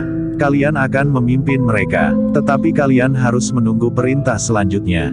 "Baik, Nyi. Semuanya sudah siap. Perintah apapun yang akan kami terima, akan kami laksanakan dengan sebaik-baiknya," sahut Rembaka. Gandar dan Rembaka pun kemudian minta diri untuk turun ke halaman, berbaur dengan para pengawal yang telah berada dalam kesiagaan yang tertinggi. Dalam pada itu, Sambi Wulung dan Jati Wulung telah meninggalkan kudanya di balik sebuah gerumbul. Keduanya berjalan menyongsong pasukan Pajang yang menurut dua orang saudagar berkuda telah mendekati tanah Perdikan Semboyan. Sementara itu malam pun telah turun. Gelap telah menyelimuti tanah Perdikan Semboyan. Di bulak yang luas nampak berpuluh ribu kunang bertengger di daun padi yang hijau subur. Jika terjadi perang, hancurlah tanaman di sawah, karena para prajurit dan pengawal akan lebih banyak menghiraukan jiwa mereka daripada tanaman padi di sawah itu, berkata Sambi Wulung. Jati Wulung menarik nalas dalam-dalam. Air di sawah itu tentu akan menjadi merah oleh darah. Bahkan air yang mengalir di parit itu pun akan berbau darah pula. "Kita sudah berada di luar batas tanah Perdikan Semboyan," berkata Sambi Wulung. "Mereka akan berada di jalur ini," sahut Jati Wulung. Kedua orang itu pun kemudian berjalan lebih jauh lagi. Mereka yakin bahwa mereka akan menemukan perkemahan para prajurit Pajang, karena menurut perhitungan Sambi Wulung dan Jati Wulung, para prajurit Pajang akan bermalam semalam untuk dapat beristirahat. Secepatnya baru besok pagi mereka akan menyerang tanah Perdikan Semboyan jika Risang tidak mengadakan pembicaraan khusus dengan senapati yang memimpin pasukan dari Pajang itu. Ternyata bahwa akhirnya Sambi Wulung dan Jati Wulung berhasil menemukan perkemahan para prajurit Pajang. Wari kejauhan keduanya melihat oncor yang menyala menebar di satu daerah yang luas. Selain itu nampak pula perapian yang mengepulkan asap. Pasukan Pajang sama sekali tidak menyamarkan diri. Satu tantangan terbuka, berkata Jati Wulung. Dengan sangat berhati-hati keduanya menyusup semakin dekat. Kemampuan mereka yang tinggi memungkinkan mereka mengamati isi perkemahan itu. Habislah tanah perdikan ini, desis Sambi Wulung. Jati Wulung tidak menyahut, tetapi ia pun sependapat, bahwa dengan kekuatan sebesar itu, maka tanah perdikan Semboyan tidak akan mampu bertahan lagi. Demikianlah, maka sejenak kemudian Sambi Wulung dan Jati Wulung itu sudah berderap kembali ke rumah kepala tanah perdikan Semboyan. Dengan rincin keduanya memberikan laporan tentang keberadaan pasukan Pajang di sebelah perbatasan. Nyi Wiradana mendengarkan laporan itu dengan jantung yang berdebaran. Tetapi segala sesuatunya telah terjadi. Pasukan Pajang itu telah berada di hadapan hidung tanah perdikan Semboyan. Jika senapati yang memimpin pasukan itu mengangkat tangannya, maka arus banjir bandang itu akan menghantam dan menyapu isi tanah perdikan Semboyan. Nyi Wiradana tidak minta pertimbangan lagi kepada Risang. Dipanggilnya Rembaka dan Gandar untuk datang ke Pringgitan. Risang, berkata Nyi Wiradana kepada Risang, perintahkan Rembaka dan Gandar mempersiapkan pasukannya. Kita tidak akan bertahan di perbatasan, tetapi kita akan bertahan di belakang dinding padukuhan induk ini. Biarlah padukuhan induk ini menjadi debu. Tetapi dengan demikian kerusakan akan dapat dibatasi. Risang memandang ibunya dengan wajah yang tegang. Tetapi sebelum ia menyahut, Nyi Wiradana pun berkata, kita tidak mempunyai pilihan lain. Risang memang tidak sempat membuat pertimbangan. Yang dapat dilakukan kemudian adalah menirukan ibunya. Tanah perdikan akan menyusun pertahanan di batas dinding padukuhan induk. Lalu, bagaimana dengan para penghuni padukuhan yang mungkin akan dilalui oleh pasukan Pajang? Bertanya Gandar, singkirkan mereka, biarlah mereka menyibak, bahwa mereka mengungsi ke padukuhan-padukuhan lain yang lebih jauh dari garis perjalanan pasukan Pajang. Baik, Nyi, sahut Gandar. Ingat, semuanya harus siap malam ini, pesan Nyi Wiradana. Baik Nyi, jawab Gandar sambil mengangguk-angguk. Nyi Wiradana sebagaimana para pemimpin tanah perdikan yang lain memang menduga, bahwa esok pagi-pagi, pasukan Pajang itu tentu akan bergerak dan menyerang tanah perdikan Semboyan. Menghancurkannya dan selanjutnya membiarkan tanah perdikan Semboyan dilupakan orang. Malam itu memang terjadi kesibukan yang luar biasa. Meskipun para pengawal berusaha menenangkan penghuni beberapa padukuhan yang harus mengungsi, tetapi mereka telah menjadi gelisah. Kita mempunyai banyak waktu, berkata para pengawal, kita dapat berbenah sampai menjelang Lajar. Menurut perhitungan, baru besok lewat Lajar, mereka akan menyerang. Tetapi kegelisahan itu tidak dapat diredam. Anak-anak yang sudah mengantuk dipaksa untuk berjalan dalam kegelapan. Yang lain menangis ketakutan. Seorang gadis kecil merengek karena golek kayunya tertinggal. Di saat orang-orang yang tinggal di padukuhan yang mungkin akan dilalui pasukan Pajang mengungsi, para pengawal dari padukuhan telah berkumpul di padukuhan induk, sehingga padukuhan induk itu rasa-rasanya menjadi sesak. Seperti padukuhan-padukuhan lain, maka para penghuninya juga dipersilahkan untuk mengungsi. Perempuan, anak-anak, laki-laki tua dan orang-orang sakit telah dipindahkan ke padukuhan yang lain. Kita akan pertahankan padukuhan induk ini, berkata Nyi Wiradana. Dalam pada itu, Risang dengan jantung yang bergejolak telah menyaksikan bagaimana para pengawal mempersiapkan diri. Bagaimana mereka hilir mudik untuk menyiapkan pertahanan, sedangkan yang lain membantu para pengungsi menyingkir. Tidak seorang pun yang berpangku tangan, sehingga sebelum mereka mulai turun ke medan, tenaga mereka telah habis terperas untuk membuat persiapan-persiapan dalam waktu yang sangat pendek. Namun Sambi Wulung, Jati Wulung dan Gandar masih sempat memperingatkan para pengawal, agar mereka yang sempat beristirahat, supaya mempergunakan waktunya sebaik-baiknya. Malam itu Risang berjalan menyusuri jalan di padukuhan induk. Sambi Wulung dan Jati Wulung tidak melepaskannya berjalan seorang diri dengan hati yang bergejolak. Bahkan seakan-akan sedang kehilangan pegangan. Ketika Risang berdiri di depan Banjar, maka Rembaka dan 4 orang pemimpin pengawal dari kademangan-kademangan di lingkungan tanah perdikan itu menyatakan kesediaan mereka untuk mempertahankan tanah perdikan itu sampai kemungkinan terakhir. Kami memilih lebur bersama-sama dengan tanah perdikan ini, berkata Rembaka mewakili kawan-kawan. Terima kasih, Risang mengangguk-angguk. Tetapi satu pertanyaan tiba-tiba saja muncul di dalam hatinya, untuk apa sebenarnya mereka sebenarnya mati? Untuk apa? Tetapi segala sesuatunya memang sudah terlanjur. Apakah Risang akan mundur dari keterlanjurannya? Ketika dilihatnya pasukan segelar sepapan di hadapannya, hatinya menjadi kecut dan kemudian menyerahkan diri. Jantung Risang bagaikan akan pecah oleh kegelisahan yang mencengkam. Namun ketika ia memasuki Banjar dan melihat kesiagaan anak-anak muda, maka menyalalah tekad di dalam hatinya. Risang tidak lagi ingat apa sebenarnya yang menjadi sebab ketegangan yang memuncak itu. Tetapi yang kemudian bergelora di dalam hatinya adalah kecintaannya kepada tanah perdikannya. Karena itu, maka tiba-tiba saja ia berkata lantang di hadapan para pengawal, "Aku akan berada di antara kalian. Kita pertahankan tanah perdikan ini, jika tanah perdikan ini akan lebur, biarlah kita ikut lebur pula di dalamnya." Sikap Risang itu mendapat sambutan yang luar biasa. Tiba-tiba saja terdengar suara mengguruh, "Kita pertahankan tanah ini." Sambi Wulung dan Jati Wulung hanya dapat menekan dada mereka masing-masing. Di luar sadarnya Sambi Wulung berdesis, "Apa boleh buat?" Menjelang Tajar, maka tersusunlah pertahanan yang kuat di Padukuhan Induk. Risang yang ada di antara mereka memerintahkan, agar mereka bertahan di belakang dinding. Ketika ayam jantan berkokok, maka setiap jantung pun menjadi berdebar-debar. Beberapa orang pengawas telah bersiap di tempat-tempat tersembunyi. Tetapi pasukan Pajang masih belum bergerak. Tidak ada tanda-tanda bahwa pasukan Pajang akan menyerang hari itu. Sebenarnya lah pasukan Pajang memang tidak bergerak. Ki Tumenggung Jayayuda masih ingin memberi kesempatan kepada Risang untuk membuat pertimbangan yang terakhir kalinya. Tetapi hati Risang benar-benar telah membeku, ia tidak peduli lagi kepada Riris, kepada Kasada dan kepada Ki Rangga di Payuda. Tetapi Risang tidak mau menyerah, ia harus mempertahankan tanah perdikannya sampai lumat. Semalam, Nyai Wiradana sempat berada di dalam biliknya sambil menangis. Tetapi kemudian digeretakkan giginya. Dengan sepasang pedang di lambungnya, maka ia bukan lagi perempuan yang cengeng, yang mudah menitikkan air mata. Matahari yang memanjat langit memancarkan sinarnya menyiram tanah perdikan semboyan yang sepi. Seakan-akan kehidupan di tanah perdikan itu telah terhenti.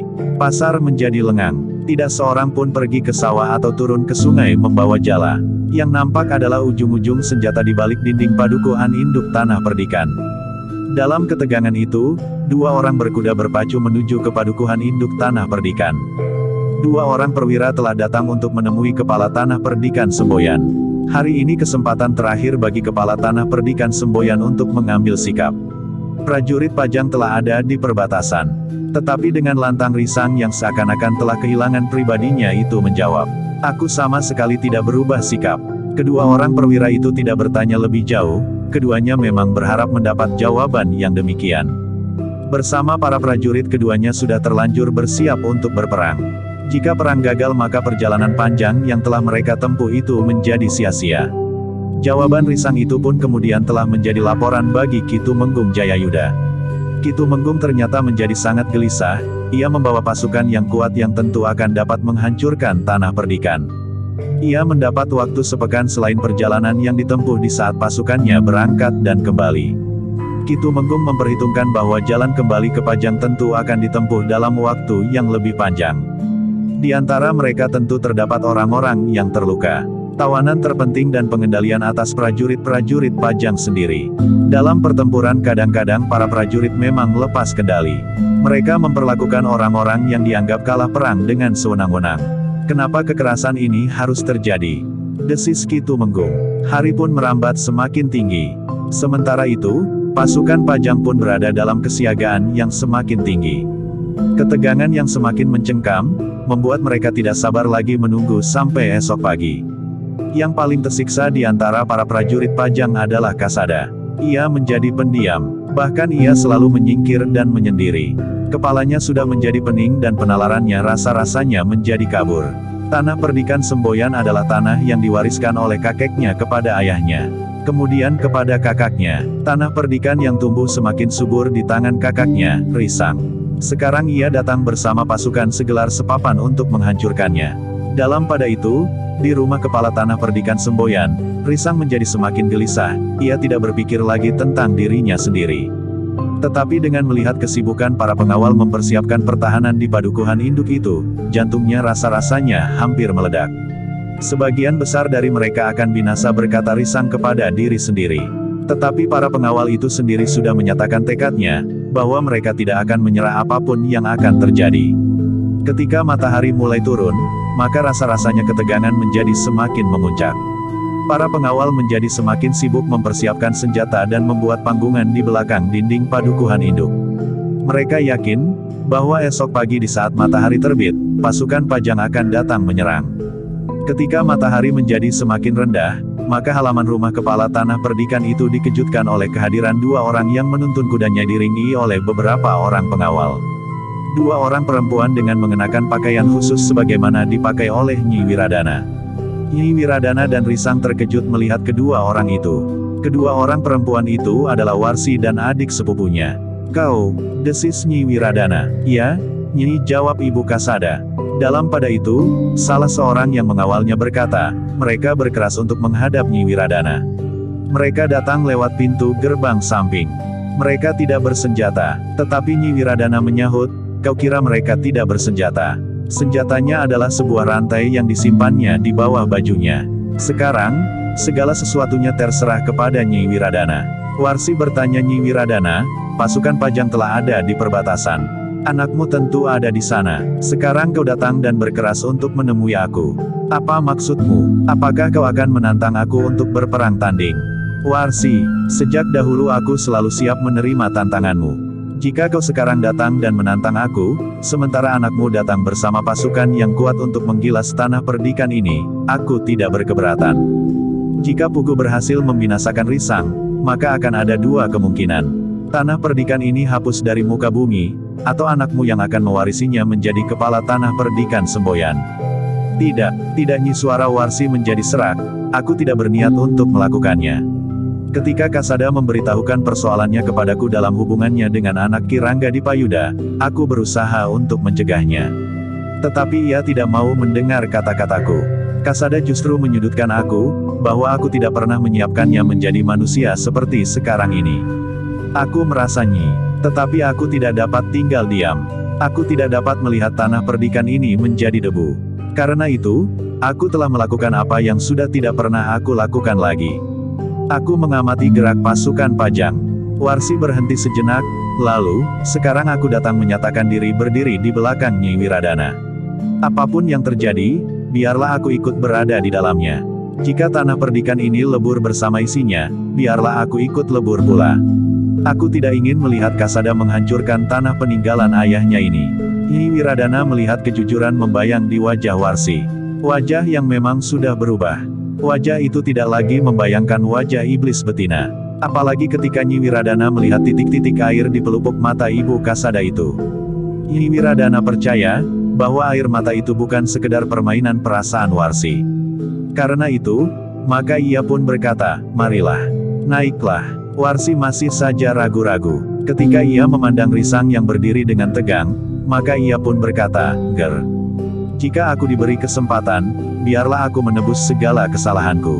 Jika aku terkubur bersama tanah perdikan ini, maka rasa-rasanya hutangku baru dapat aku lunasi."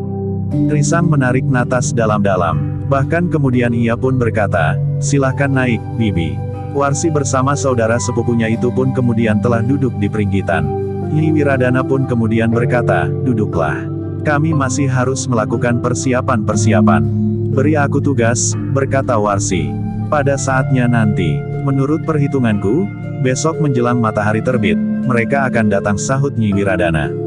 Ketika Nyi Wiradana masuk ke ruang dalam, maka diperintahkannya untuk menyiapkan bilik di gandok bagi Warsi dan saudara sepupunya.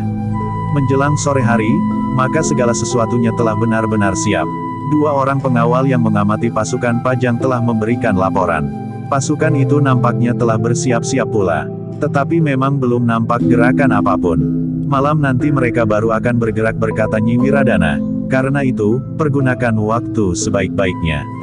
Sebagian dari mereka harus beristirahat sebaik-baiknya bergantian. Besok kita akan bertempur habis-habisan." Dalam pada itu, matahari pun meluncur semakin rendah. Cahayanya menjadi kemerah-merahan menyangkut di bibir awan. Langit pun menjadi semakin buram. Kegelisahan Kasada hampir tidak tertahankan lagi. Ia tidak dapat membiarkan pertempuran terjadi. Dengan gelisah Kasada berjalan hilir mudik dalam kesendiriannya. Ketika dua orang pemimpin kelompok datang kepadanya, maka Kasada itu pun berkata, "Tinggalkan aku di sini. Waktunya makan sudah tiba, Ki Lurah berkata salah seorang dari kedua orang pemimpin kelompok itu. Baiklah, nanti aku akan segera menyusul, jawab Kasada. Sesudah makan, Ki Tumenggung akan berbicara dengan para pemimpin pasukan. Ki Lurah juga dipanggil. Baik, nanti aku akan datang. Pergilah dahulu. Kedua pemimpin kelompok itu pun kembali ke pasukannya yang sedang makan. Mereka pun kemudian ikut makan bersama mereka. Namun Kasada tidak juga segera datang. Ki Lurah masih belum datang, berkata salah seorang dari kedua pemimpin kelompok yang menyusulnya. Kawannya mengangguk-angguk sambil menyahut, sebentar lagi, Ki Lurah harus menghadap Ki Tumenggung. Ya, sementara itu, Ki Lurah masih belum makan. Belum lagi bibir mereka terkatup, maka Ki Rangga Dipayuda telah datang mencari Ki Lurah Kasada. Kedua pemimpin kelompok itulah yang kemudian memberitahukan kepada Ki Rangga tentang Ki Lurah Kasada. Di mana Ki Lurah sekarang? Bertanya Ki Rangga. Marilah, Ki Rangga jawab salah seorang dari kedua orang pemimpin kelompok itu. Ki Lurah ingin menyendiri. Jantung Ki Rangga memang menjadi berdebar-debar. Bersama kedua orang pemimpin kelompok itu mereka melangkah menuju ke tempat Kasada menyembunyikan kegelisahannya. Sementara itu, malam pun mulai turun perlahan-lahan. Angin yang sejuk mengalir mengusap tubuh yang basah oleh keringat. Tetapi ketika mereka sampai di tempat Kasada semula mencari ketenangan dengan menyendiri, ternyata Kasada sudah tidak ada. Tadi Ki Lurah ada di sini, berkata pemimpin kelompok itu. Mungkin ia langsung menghadiri pertemuan itu, berkata Ki Rangga Dipayuda dengan ragu. Mudah-mudahan, desis salah seorang dari kedua orang pemimpin kelompok itu. Ki Rangga menarik napas dalam-dalam. Messi pun ragu, namun Ki Rangga itu pun kemudian telah meninggalkan tempat itu. Sedangkan kedua orang pemimpin pengawal itu masih menunggu. Mungkin Ki Lurah Kasada sedang berjalan-jalan keluar lingkungan perkemahan. Ki Lurah nampak sangat gelisah, berkata salah seorang dari mereka. Menurut penglihatanku, bahwa sejak masih berada di barak. Jawab yang lain. Dalam pada itu, Ki Rangga yang kemudian menghadiri pertemuan dengan para perwira yang ada di dalam pasukan Pajang itu, menjadi semakin gelisah. Ternyata Kasada tidak ada di antara mereka. Ki Rangga itu pun kemudian mendekati Ki Tumenggung sambil berdesis. Ki Tumenggung, Kasada tidak ada di perkemahan ini. Di mana anak itu? Menurut dugaan Ki Rangga, aku tidak dapat menduganya Ki Tumenggung. Semula ia hanya ingin menyendiri di pinggir lingkungan perkemahan. Tetapi kemudian ia tidak berada di tempatnya. Ki Tumenggung menarik napas dalam-dalam. Namun kemudian katanya, baiklah. Kita akan berbicara lebih dahulu dengan para pemimpin pasukan. Biarlah ia datang menyusul. Ki Rangga Dipayuda mengangguk. Katanya, baiklah Ki Tumenggung. Ki Lurah Kasada sudah mengetahui bahwa ia harus menghadiri pertemuan ini. Tetapi sebelum pertemuan itu dimulai, maka seorang prajurit yang bertugas telah memberikan laporan bahwa ia melihat Kasada meninggalkan perkemahan. Kemana? Bertanya Ki Rangga Dipayuda. Aku tidak tahu Ki Rangga. Ketika aku bertanya, Ki Lurah Kasada tidak menjawab. Ki Lurah hanya mengatakan bahwa Ki Lurah ingin keluar sebentar. Kami mencoba mencegahnya, tetapi Ki Lurah tidak dapat dicegahnya, tetapi Ki Lurah tidak dapat dicegah lagi. Bahkan ketika aku mencoba memaksanya, maka tiba-tiba saja Ki Lurah telah memukul wajahku. Pukulannya demikian telah mengenai bagian bawah rahangku, sehingga aku jatuh dan tidak ingat apa-apa lagi sesaat. Baru kemudian aku sadar dan memberi laporan kepada pemimpin kelompokku. Namun pemimpin kelompokku memerintahkan aku langsung memberikan laporan kepada Ki Tumenggung agar persoalannya menjadi jelas. Kemana arahnya? Bertanya Ki Rangga. Aku tidak melihat kemana Ki Lurah itu pergi, karena untuk beberapa saat aku tidak ingat apa-apa lagi. Kau bertugas di mana? Di dekat tugu batas tanah perdikan itu. Di Jalan Induk. Ya, Ki Rangga pun menjadi sangat tegang. Namun kemudian ia berkata kepada Ki Tumenggung, aku akan mencarinya, Ki Tumenggung. Kemana? Bertanya Ki Tumenggung. Aku belum pasti, tetapi mudah-mudahan aku dapat menemukannya untuk membawanya kepada Ki Tumenggung. Ki Tumenggung menarik napas dalam-dalam. Ia nampak ragu-ragu sesaat. Namun kemudian katanya, baiklah. Tetapi Ki Rangga harus segera kembali sehingga kita akan dapat mengambil langkah-langkah yang penting. Satu ngat Ki Rangga, besok kita akan memasuki tanah perdikan Semboyan. Baik Ki Tumenggung. Jika Ki Rangga akan membawa pengawal, bawalah, berapa yang Ki Rangga perlukan. Tidak, Ki Tumenggung, aku akan pergi sendiri. Ki Tumenggung masih saja nampak ragu-ragu. Namun akhirnya ia berkata, berhati-hatilah, aku tidak mau kehilangan orang-orangku sebelum pertempuran yang sebenarnya terjadi. Demikianlah, Dengan izin Ki Tumenggung, maka Ki Rangga pun telah bangkit berdiri. Tetapi ia masih berbisik di telinga Ki Tumenggung. Ki Tumenggung mengerutkan dahinya, sambil mengangguk-angguk ia berdesis, "Baiklah. Mudah-mudahan kau berhasil." Dalam pada itu, pintu gerbang Padukuhan Induk Tanah Perdikan menjadi gempar. Seorang prajurit muda tiba-tiba saja telah muncul di hadapan para pengawal yang bertugas. Bukan petugas sandi yang mengendap-endap, bukan pula utusan Ki Tumenggung yang membawa pesan khusus. Tetapi yang datang itu ada seorang prajurit muda yang sudah dikenal baik oleh para pengawal. "Kasada," desis Rembaka, yang kebetulan berada di regol Padukuhan Induk. "Bawa aku kepada Risang," berkata Kasada singkat. "Kau mau apa?" bertanya Rembaka. "Bawa aku kepadanya. Kau tahu siapa aku. Kau tidak perlu mencurigai aku. Aku hanya seorang diri." Rembaka termangu-mangu sejenak. Namun kemudian katanya, "Marilah. Aku antar kau ke rumah Kepala Tanah Perdikan Semboyan." Bersama beberapa orang pengawal, Rembaka telah mengantar Kasada langsung ke rumah Kepala Tanah Perdikan. Sementara itu, para pengawal pun saling bertanya, apakah maksudnya datang menemui Risang. Tetapi tidak seorang pun yang dapat menjelaskan maksud kedatangan Kasada itu.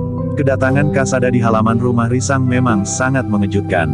Dengan serta-merta Risang yang ada di ruang dalam telah meloncat bangkit. Namun ibunya telah memegang lengannya sambil berkata, "Tunggu. Kita akan menemuinya." Sejenak kemudian, maka Risang dan Nyi Wiradana telah berdiri di tangga pendapa. Namun yang mengejutkan Kasada, bahwa ibunya dan bibinya ada di rumah itu pula. "Ibu," desis Kasada. Kasada jawab ibunya, "Aku pernah menikmati sejuknya udara Tanah Perdikan ini. Aku pernah meneguk airnya yang segar dan aku pernah makan nasinya yang putih. Sekarang adalah menjadi kewajibanku untuk ikut mempertahankan Tanah Perdikan ini." Wajah Kasada menjadi tegang. Dengan lantang ia pun berkata, "Itu tidak perlu ibu. Tidak perlu terjadi perang antara Pajang dan Tanah Perdikan Semboyan. Persoalannya sebenarnya dapat dibatasi." "Apa maksudmu Kasada?" bertanya Risang. "Marilah kita membuat perjanjian. Kita tidak boleh mengorbankan anak-anak muda pengawal Tanah Perdikan ini. Kita juga tidak boleh mengorbankan para prajurit Pajang yang sangat diperlukan untuk menghadapi Madiun." "Janji apa?" "Persoalannya adalah persoalanmu dan persoalanku. Kau dan aku. Yang seharusnya menyelesaikan persoalan ini adalah kau dan aku pula. Bukan orang lain. Biarlah ibu kita masing-masing menjadi saksi." "Bagus," teriak Risang. Perasaannya yang selama ini tertahan di dalam dadanya, seakan-akan mendapat jalan untuk melompat keluar. Ia tidak ingat lagi persoalan apakah sebenarnya yang menjadi sumber permusuhan. Namun yang terasa di dalam dadanya adalah, bagaimana mereka harus menyelesaikannya. "Tetapi sekali lagi aku peringatkan, kita harus membuat perjanjian," sahut Kasada. Selanjutnya ia berkata pula, "Kau harus mengurungkan perang dengan Pajang. Jika kau berhasil membunuh aku, maka kau harus menemui Ki Tumenggung. Membatalkan perang dan tunduk kepada segala perintah Pajang, karena sebenarnya kau tidak mempunyai persoalan dengan Pajang.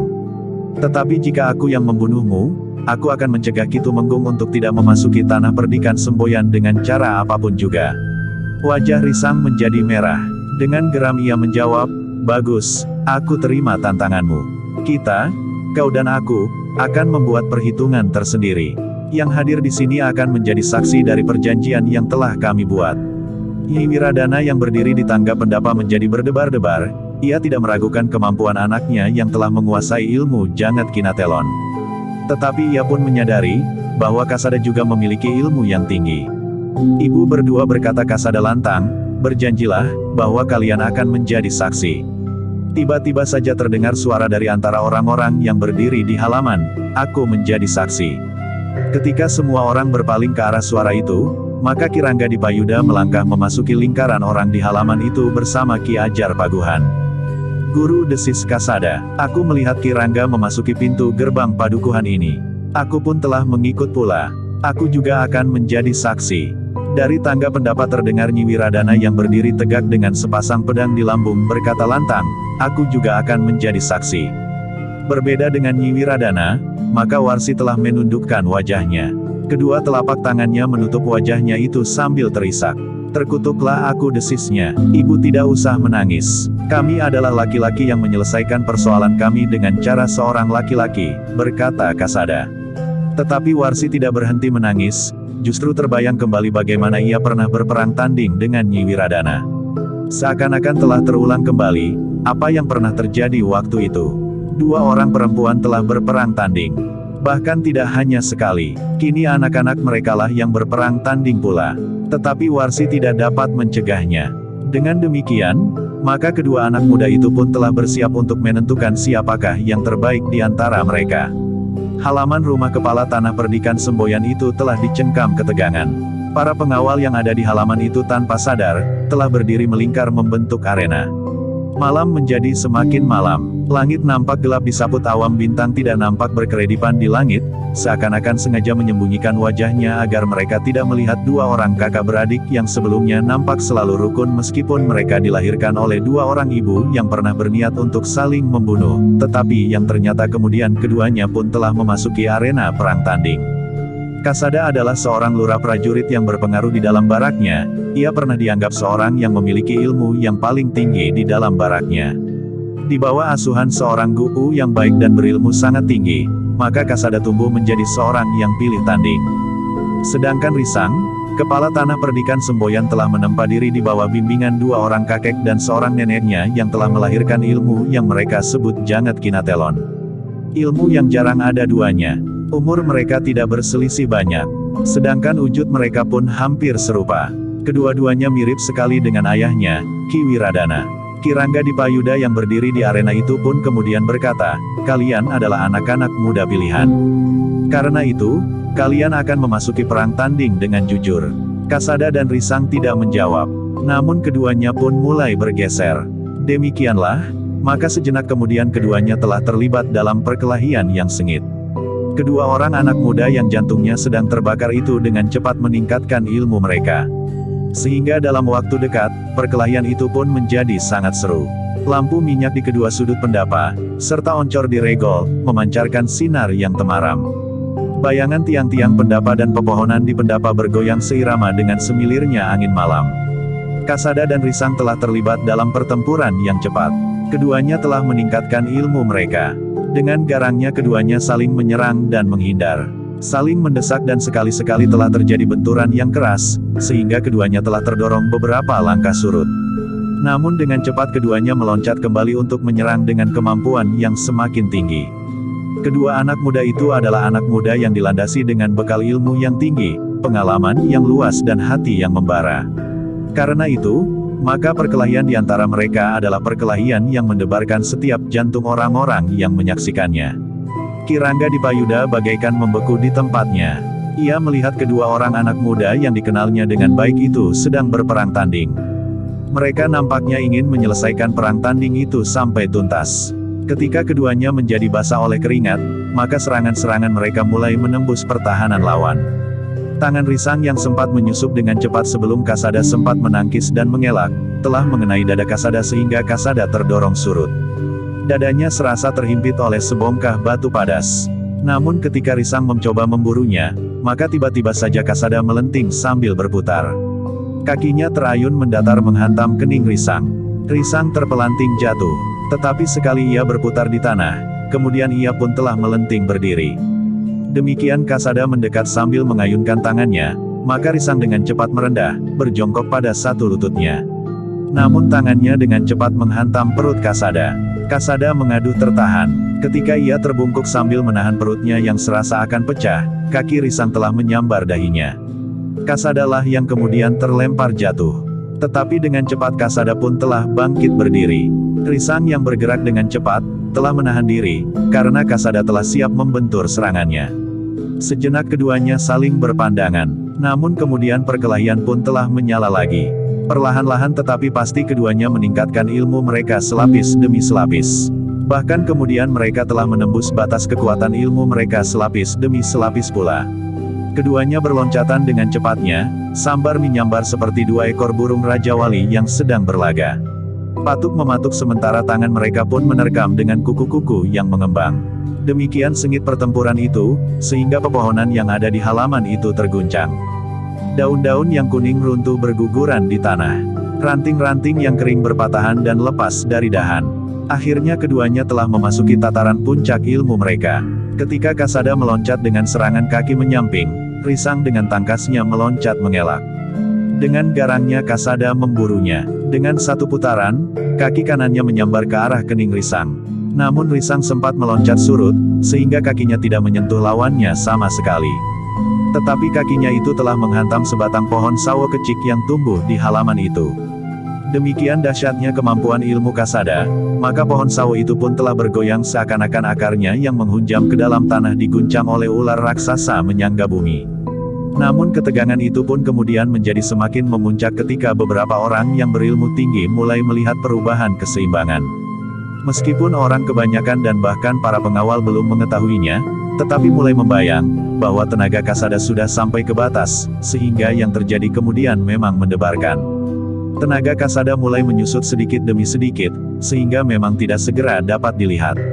Ki Ajar Paguhan menjadi sangat cemas melihat keadaan muridnya. Tetapi ia tidak dapat mengingkari kenyataan, jika ia melibatkan diri, maka persoalannya akan menjadi semakin rumit dan bahkan tidak akan dapat dikekang lagi. Karena itu, maka Ki Ajar Paguhan tidak berbuat sesuatu. Sementara itu, Sambi Wulung, Jati Wulung dan Gandar memang menjadi sangat tegang. Apapun yang terjadi, maka mereka tidak akan dapat mencampuri persoalan antara Kasada dan Risang yang telah bersepakat untuk berperang tanding. Nyi Wiradana menarik napas panjang, ia semakin berpengharapan bahwa dengan ilmunya yang sangat tinggi, Risang akan dapat mengalahkan adiknya. Namun dalam pada itu, sebelum yang tidak diharapkan terjadi, maka kembali seisi halaman itu terkejut. Beberapa orang pengawal telah memasuki halaman banjar itu sambil membawa 2 orang laki-laki dan perempuan. Sebelum semuanya sadar, siapakah yang datang itu, maka perempuan itu pun telah berlari memasuki arena sambil berteriak-teriak bagaikan kehilangan kesadarannya. Jadi inikah yang terjadi? Kasada dan Risang yang tengah berkelahi dalam tataran puncaknya itu pun berloncatan surut. Di hadapan mereka berdiri Riris yang datang ke tanah perdikan itu diantar oleh Jangkung. "Kau Riris," suara Ki Rangga di Payuda menjadi serak. "Aku sudah mendengar dari para pengawal yang berada di regol halaman tentang apa yang terjadi di sini. Nah ternyata di sini ada ayah, ada Nyi Wiradana, ada orang-orang tua. Bagus, berkelahilah kalian pahlawan-pahlawan. Siapa yang dapat membunuh lawannya akan mendapatkan hadiah tertinggi, seorang perempuan. Ayo, lakukanlah, jangan hanya 2 orang, marilah, siapa yang akan ikut beramai-ramai memperebutkan aku? Marilah Paman Sambi Wulung, Paman Jati Wulung dan siapa saja. Siapa yang dapat membunuh lawan-lawannya akan menjadi suamiku." Inikah nilai seorang perempuan sebagai satu pribadi ayah? Tidak lebih dari seekor betina yang diperebutkan oleh jantan yang berlaga sampai mati tanpa mendapat kesempatan untuk berbicara. Sebenarnya aku datang bersama Kakang Jangkung untuk menjelaskan sikapku. Jika aku diorangkan sebagaimana kalian, maka aku akan berhak untuk berbicara. Kami datang tanpa menghiraukan bahaya yang memang hampir saja mencekik kami.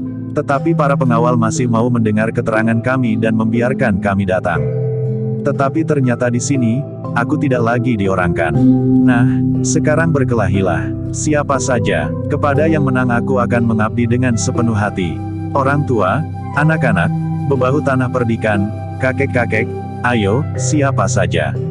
Aku tidak akan mengelak. Bukankah begitu ayah? Kakang Kasada, Kakang Risang, Nyi Wiradana. Halaman rumah kepala tanah perdikan itu pun dicengkam oleh ketegangan yang memuncak.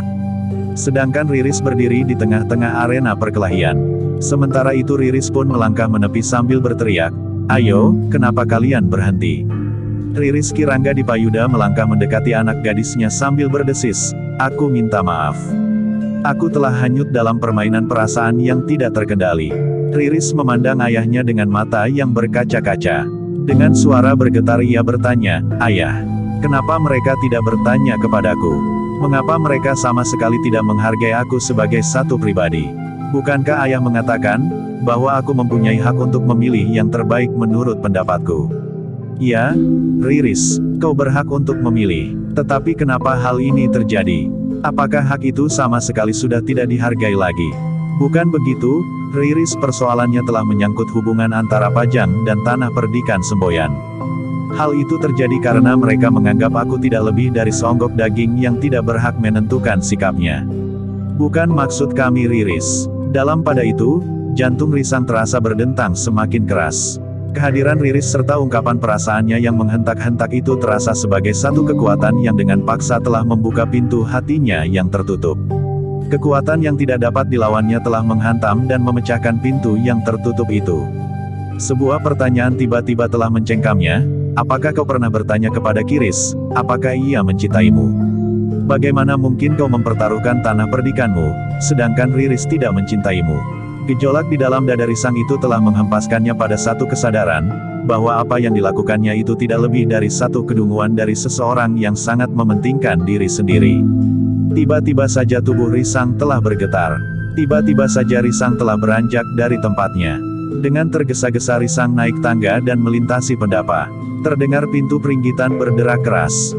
Nyi Wiradana lah yang kemudian menyusulnya masuk ke ruang dalam rumahnya. Risang masih berdiri tegak di tengah-tengah ruang dalam rumahnya. Demikian ibunya melangkah masuk sambil menutup pintu, maka Risang pun segera berlutut di hadapannya sambil berkata dengan suara yang tersendat-sendat, "Ibu. Aku mohon maaf." Ibunya menariknya untuk berdiri. Sambil memeluk anaknya Nyi Wiradana berkata, mudah-mudahan segala sesuatunya belum terlambat Risang. Malam itu Kasada dan Risang memang dapat menyelesaikan persoalan mereka dengan tuntas. Tidak di arena perang tanding, tetapi di pendapa rumah kepala tanah perdikan Semboyan. Keduanya telah menemukan kembali diri mereka masing-masing. Riris yang duduk di antara mereka di pendapa, menangis terseduh-seduh. Namun ia sudah menuang gumpalan-gumpalan yang menyumbat dadanya. Kirangga Dipayuda lah yang kemudian mengajak Risang untuk menghadap Ki Tumenggung Jayayuda bersama Kasada. Dengan penuh harapan Kirangga Dipayuda berkata, perang tidak usah terjadi di tanah perdikan ini. Di rumah kepala tanah perdikan Semboyan, Nyi Wiradana, Warsi dan sepupunya, Sambi Wulung, Jati Wulung dan Gandar duduk di peringgitan juga dengan penuh harap. Di perkemahan, Risang telah menghadap Ki Tumenggung Jayayuda bersama Kirangga Dipayuda. Dengan jiwa besar, Ki Tumenggung dapat menerima sikap kepala tanah perdikan yang sudah berubah. Namun Ki Tumenggung Jayayuda itu pun kemudian berkata kepada Kirangga Dipayuda, "Kirangga, baru saja aku menerima utusan dari Pajang. Kangjeng Adipati memerintahkan agar persoalan tanah perdikan diselesaikan lebih cepat. Kangjeng Adipati telah mendapat perintah dari Panembahan Senapati untuk bersiap, sementara pasukan dari Mataram telah bergerak. Perang dengan Madiun tidak dapat dielakkan lagi. Tetapi Kangjeng Adipati tidak memerintahkan kita untuk terus ke Madiun. Tetapi kita harus kembali ke Pajang dan berangkat bersama-sama dalam satu kesatuan pasukan yang besar untuk mengimbangi jumlah prajurit Madiun yang tidak terhitung. Menurut pendapatku, Ki Tumenggung, persoalan dengan tanah perdikan Semboyan memang sudah selesai. Tidak ada seorang korban pun yang jatuh." Ki Jayayuda mengangguk-angguk, tetapi ia masih berkata, "Aku akan tetap menjatuhkan hukuman kepada kepala tanah perdikan Semboyan. Bahwa Semboyan harus ikut memikul tanggung jawab terhadap perang di Madiun. Mataram tentu memerlukan pasukan pengawal dari tanah perdikan ini." Risang mengangguk dalam-dalam sambil berkata, "Kami akan menyiapkannya Ki Tumenggung. Besok, pasukan Pajang akan segera kembali. Aku minta kepala tanah perdikan Semboyan ikut bersama kami. Bukan sebagai tawanan, tetapi condong kepada kemungkinan untuk mengerahkan kekuatan menghadapi Madiun. Itu perlu dibicarakan lebih jauh serta perincian rencana yang lebih matang agar justru tidak terjadi salah paham." Demikianlah, ketika matahari terbit, tanah perdikan Semboyan rasa-rasanya telah terbangun dalam suasana yang baru. Tidak ada masalah yang mengganjal. Warsi merasa canggung, bahwa ia akan mendapat seorang menantu, anak seorang Rangga. Sementara sepupunya dengan ikhlas melepaskan harapan untuk bermenantukan seorang lurah prajurit. Dalam pada itu, Risang sendiri telah ikut bersama pasukan Pajang bersama Kasada sebagai dua orang kakak beradik. Di Pajang, di sela-sela pembicaraan yang bersungguh-sungguh tentang kesediaan pasukan pengawal tanah perdikan untuk ikut serta pergi ke Madiun, maka Risang sempat singgah di rumah Ki Tumenggung Jayayuda. Sekali lagi, Risang terkejut, justru pada saat ia memasuki pintu gerbang rumah Ki Tumenggung, seekor kuda hampir saja melanggarnya. Seorang gadis di punggung kuda itu berusaha untuk menguasai kudanya yang meringkik sambil melonjak. Namun perlahan-lahan kuda itu dapat ditenangkannya kembali. Tetapi gadis itu tidak menghentak kudanya kembali. Bahkan gadis itu kemudian meloncat turun sambil berkata, "Maaf Kisanak. Aku telah mengejutkan Kisanak lagi." "Ah, tidak apa-apa. Bukankah aku tidak apa-apa?" Kisanak terkejut. Bertanya gadis itu. Sedikit jawab Risang. "Marilah, duduklah. Biarlah aku mengambil minum untuk Kisanak, untuk mengendapkan debar di jantung Kisanak." Risang termangu-mangu sejenak, ia memandang saja gadis yang dengan cekatan mengikatkan kendali kudanya pada patok-patok di halaman. Kemudian berloncatan naik tangga sambil sekali lagi mempersilahkan. "Naiklah, ayah ada di rumah." Risang memandang gadis itu melintasi pendapa dan peringgitan, kemudian hilang di balik pintu. Seorang juru taman yang tua datang mendekatinya sambil berdesis, "Anak itu nakalnya bukan main." "Bukankah gadis itu anak Ki Tumenggung?" bertanya Risang. "Ia," jawab juru taman itu. "Siapa namanya?" bertanya Risang. "Miat." "Siapa nama lengkapnya?" "Nama lengkapnya, Lintang Sumirat. Ayah dan ibunya memanggilnya Mirat." Risang menarik nafas dalam-dalam, namun ia tidak sempat bertanya lebih panjang lagi. Ketika pintu peringgitan terbuka, maka Ki Tumenggung telah melangkah keluar dari ruang dalam. Hari-hari berikutnya, Tanah Perdikan Semboyan menjadi sibuk dengan persiapan perang. Mereka akan ikut terlibat dalam perang antara Mataram melawan Madiun. Nyi Wiradana yang rambutnya telah mulai ubanan serta Ibu Kasada yang masih berada di Tanah Perdikan ikut sibuk bersama Sambi Wulung, Jati Wulung, Gandar dan Rembaka menyiapkan segala sesuatunya yang berhubungan dengan persiapan perang. Bukan hanya kebutuhan kewadagan, tetapi juga kesiapan jiwani para pengawal. Namun dalam pada itu, jika Risang melihat ibunya melarikan kudanya di bulak-bulak panjang, maka Risang selalu teringat kepada anak gadis Ki Tumenggung. Lintang Sumirat. Tamat.